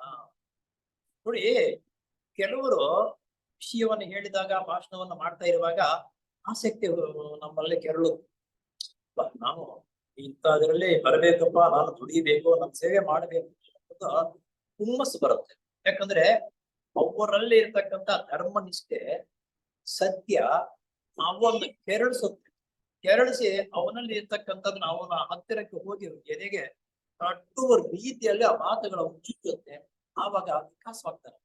ವಿಕಾಸವಾಗಿ ನಾನು ಈ ರೀತಿಯಿಂದ ಧರ್ಮನಿಷ್ಠೆಯಿಂದ ಜೀವನವನ್ನು ನಡೆಸಬೇಕು, ಇಂಥ ಸಮಸ್ಯೆಗಳು ನಾನು ಸೇರಬೇಕು, ನನ್ನ ಸೇವೆ ಸಾಧ್ಯವಾದಷ್ಟು ನಾನು ಸೇವೆ ಮಾಡಲೇಬೇಕು ಅಂತಕ್ಕಂಥದ್ದು ಮನೋಭಾವನೆ ಅವನಲ್ಲಿ ಬರುತ್ತೆ. ಇಲ್ಲಿಂದ ಸ್ವಲ್ಪ ಸಂಸ್ಕೃತ ಇರ್ಬೇಕು. ಇದ್ದರೇನೆ ಅವನ ಅಲ್ಲಿ ತನಕ ಕಾಲಿಡೋದು, ಇದ್ರೆ ಬರಲ್ಲ. ಹೊಸದಾಗಿ ಬರ್ತಕ್ಕಂಥ ಬರಕ್ ಸಾಧ್ಯವಿಲ್ಲ. ಯಾವ ಪ್ರತಿಫಲಾಪೇಕ್ಷೆಯೂ ಇಲ್ಲದೆ ಆ ಮಹಾತ್ಮರಲ್ಲಿ ಪೂರ್ತ ನಂಬಿಕೆಯನ್ನು ಇಟ್ಟು, ಇಲ್ಲಿ ಸೊಸೈಟಿ ಬರ್ತಕ್ಕಂಥವ್ರು ಏನಪ್ಪಾ ಅಂದ್ರೆ ಯಾರು ಮೆಂಬರ್ ಆಗಿ ಅಲ್ಲಿ ಬಂದ್ರೆ ನಮ್ಗೆ ಏನ್ ಸಿಗುತ್ತೆ, ನಮ್ಗೆ ಏನ್ ಕೊಡ್ತಾರೆ ಅನ್ನೋರೇ ಜಾಸ್ತಿ. ಯಾಕಂದ್ರೆ ಅವ್ರು ಗೊತ್ತಿಲ್ಲ. ಬೇರೆ ಕಡೆ ಎಲ್ಲ ಹೋದ್ರೆ ಏನಾದ್ರು ಕೊಡ್ತಾರಲ್ಲ. ಇವಾಗ ಮಾಮೂಲಿಯಾಗಿ ನಾವು ದೇವಸ್ಥಾನಗಳಿಗೆ ಹೋದ್ರೆ ಅವ್ರ ಪೂಜಾ ಪುರಸ್ಕಾರ ಆದ್ಮೇಲೆ ಒಂದು ಪನ್ಯಾರ, ಹಿಂದಿನ ಕಾಲದಲ್ಲಿ ಊರುಗಳಲ್ಲಿ ಪನ್ಯಾರ ಅಂತ ಅನ್ನೋದು ಕೊಡ್ತಾ ಇದ್ರು. ಎಷ್ಟೊತ್ತಾದ್ರೂ ಸರಿ ಅದು ಪನ್ಯಾರ ಏನೋ ಒಂದು ಆಸೆ. ಆಸೆ. ಹಾಗೆ ಆ ಆಸೆ ಮೊದಲಿನಿಂದ ಬಂದಿರೋದರಿಂದ ಏನ್ ಕೊಡ್ತಾರೆ, ನಮ್ಮ ಊರುಗಳಲ್ಲಿ ಇದು ಪನ್ಯಾರ ಕೊಡ್ತಾ ಇದ್ರು. ದೇವಸ್ಥಾನದಲ್ಲಿ ಹೋದ ಕಡೆಯಲ್ಲಿ ಏನ್ ಪನ್ಯಾರ ಮೊದಲೇ ತಿಳ್ಕೊಳ್ಳೋದು, ಏನ್ ಪನ್ಯಾರ ಕೊಡ್ತಾರೆ, ಬೂಂದಿ ಕೊಡ್ತಾರೆ ಅಂದ್ರೆ ಆಗಿನ ಕಾಲದಲ್ಲಿ ಬೂಂದಿ ಅಂದ್ರೆ ಬೂಂದಿ ಕೊಡ್ತಾರೆ ಹೋಗ್ಬೇಕು ಆಶ್ಚರ್ಯ. ಏನೋ ಒಂದು ಕೊಬ್ಬರಿನೋ ಅಷ್ಟು ಕೊಡ್ತಾರ ಅಂತಂದ್ರು ನಾವು ಕೆಲವರು ಆಗ್ಲಿ ಬಿಡಪ್ಪ ಅಂತ. ಹಾಗೆ ಏನ್ ಕೊಡ್ತಾರೆ ಪನ್ಯಾರ ಅಂತ ಅನ್ನೋದು ಮೊದಲೇ ತಿಳ್ಕೊಂಡು ಬರ್ತಾ ಇದ್ರು. ಆ ರೀತಿ ಅಂತಕ್ಕಂಥವ್ರು ಅಂತ ಬರ್ತಕ್ಕಂಥವ್ರು ಯಾವ ಪ್ರತಿಫಲಾಪೇಕ್ಷೆಯೂ ಇಲ್ಲದೆ ಆ ಮಹಾತ್ಮರಲ್ಲಿ ಪೂರ್ತ ನಂಬಿಕೆ ಇಟ್ಟು ಸರ್ವಾರ್ಪಣ ಬುದ್ಧಿಯಿಂದ ಕೆಲಸ ಮಾಡಬಲ್ಲರು ಮಾತ್ರ ಶಿಷ್ಯರಾಗಲು ಬರದೆ ಬಿಡುವುದೇ ಎಂದರೆ. ಆ ರೀತಿ ಬುದ್ಧಿ ಸರ್ವಾರ್ಪಣವಾಗಿ ಪೂರ್ಣವಾಗಿ ಸಮರ್ಪಣಾ ಭಾವದಿಂದ ಅವರಿರಬೇಕು. ಬುದ್ಧಿಯಿಂದ ಕೆಲಸ ಮಾಡಬಲ್ಲವರು ಮಾತ್ರ, ಮನಸ್ಸಿನಿಂದ ಅಲ್ಲ. ಮನಸ್ಸಿಗೂ ಬುದ್ಧಿಗೂ ತುಂಬಾ ವ್ಯತ್ಯಾಸ ಇದೆ. ಬುದ್ಧಿಯಿಂದ ಕೆಲಸ ಮಾಡಬೇಕು, ಮನಸ್ಸಿನಿಂದ ಹೇಳುವುದೇನೆಂದರೆ, ಹಾಗೆಯೇ ಪಾಶ್ಚಿಮಾತ್ಯ ದೇಶದ ತತ್ವದರ್ಶನ ಶಾಲೆಗಳನ್ನು ಸ್ಥಾಪಿಸಿದ ಮಹನೀಯರ ಹಿಂದೆ ಆರ್ಯ ಜನಾಂಗಕ್ಕೆ ಸಂಬಂಧಪಟ್ಟ ಋಷಿವರಿಯರ ಮೂಲಕ ಜ್ಞಾನಾರ್ಜನೆಗಾಗಿ ಪೂರ್ವ ದೇಶಕ್ಕೆ ಬಂದಾಗ ಅವರು ಯಾವ ಷರತ್ತನ್ನು ಮುಂದೊಡ್ಡಲಿಲ್ಲ. ಸತ್ಯಕ್ಕಾಗಿದ್ದ ಹಸಿವು ಮಾತ್ರ ಅವರು ಹೃದಯದಲ್ಲಿ ಉಳಿಯುತ್ತೆ. ಸತ್ಯಕ್ಕಾಗಿ ಹಸಿವು ಅವರು ಹೃದಯದಲ್ಲಿ, ಸತ್ಯವನ್ನೇ ನಾನು ಪರಿಪಾಲನೆ ಮಾಡಬೇಕು ಅನ್ನುವ ಆಸೆ ಅವನು ಹೃದಯದಲ್ಲಿ ಉಂಟಾಯಿತು. ಆರ್ಯರ ಜನಾಂಗದಲ್ಲಿ ಆರ್ಯ ಜನಾಂಗಕ್ಕೆ ಸಂಬಂಧಪಟ್ಟ ಋಷಿವರಿಯರ ಮೂಲಕ ಜ್ಞಾನಾರ್ಜನೆಗಾಗಿ ಪೂರ್ವ ದೇಶಕ್ಕೆ ಬಂದಾಗ ಅವರು ಯಾವ ಷರತ್ತನ್ನು ಮುಂದೊಡ್ಡಲಿಲ್ಲ. ಸತ್ಯಕ್ಕಾಗಿದ್ದ ಹಸಿವು ಮಾತ್ರ ಅವರ ಹೃದಯದಲ್ಲಿ ಉರಿಯುತ್ತಿದ್ದು, ಸತ್ಯವನ್ನು ಗ್ರಹಿಸಬೇಕು, ಸತ್ಯದಿಂದ ನಾನು ಜೀವನವನ್ನು ನಡೆಸಬೇಕು ಅಂತಕ್ಕಂಥದ್ದು ಆಸೆ ಆಕಾಂಕ್ಷೆ ಇಟ್ಟುಕೊಂಡು ಜೀವನ ನಡೆಸ್ತಾ ಇದ್ದು ಅಂತಕ್ಕಂಥದ್ದು ಬರುತ್ತೆ. ಮುಂದಿನ ವಾರ ಗುರುಗಳಿಗಾಗಿ ಅದರ ಸಮಾಜದಲ್ಲಿ ಕೆಲಸ ಮಾಡೋದು. ನಂತರ ಗುರುಗಳವ್ರನ್ನ ಆಯ್ಕೆ ಮಾಡ್ಕೊಳ್ತಾರೆ ಅನ್ನೋದು ಹೇಳಿದ್ರು. ಆ ಗುರುವರಿಯರ ಆಶೀರ್ವಾದ ಸಿಕ್ಕಬೇಕಾದ್ರೆ ಏನು ಅಂತಕ್ಕಂಥ ಮುಂದಿನ ವಾರ ಇದು ಇಲ್ಲಿಗೆ ಮುಕ್ತಾಯಪಡಿಸುವ ಓಂಕಾರದೊಂದಿಗೆ ಓ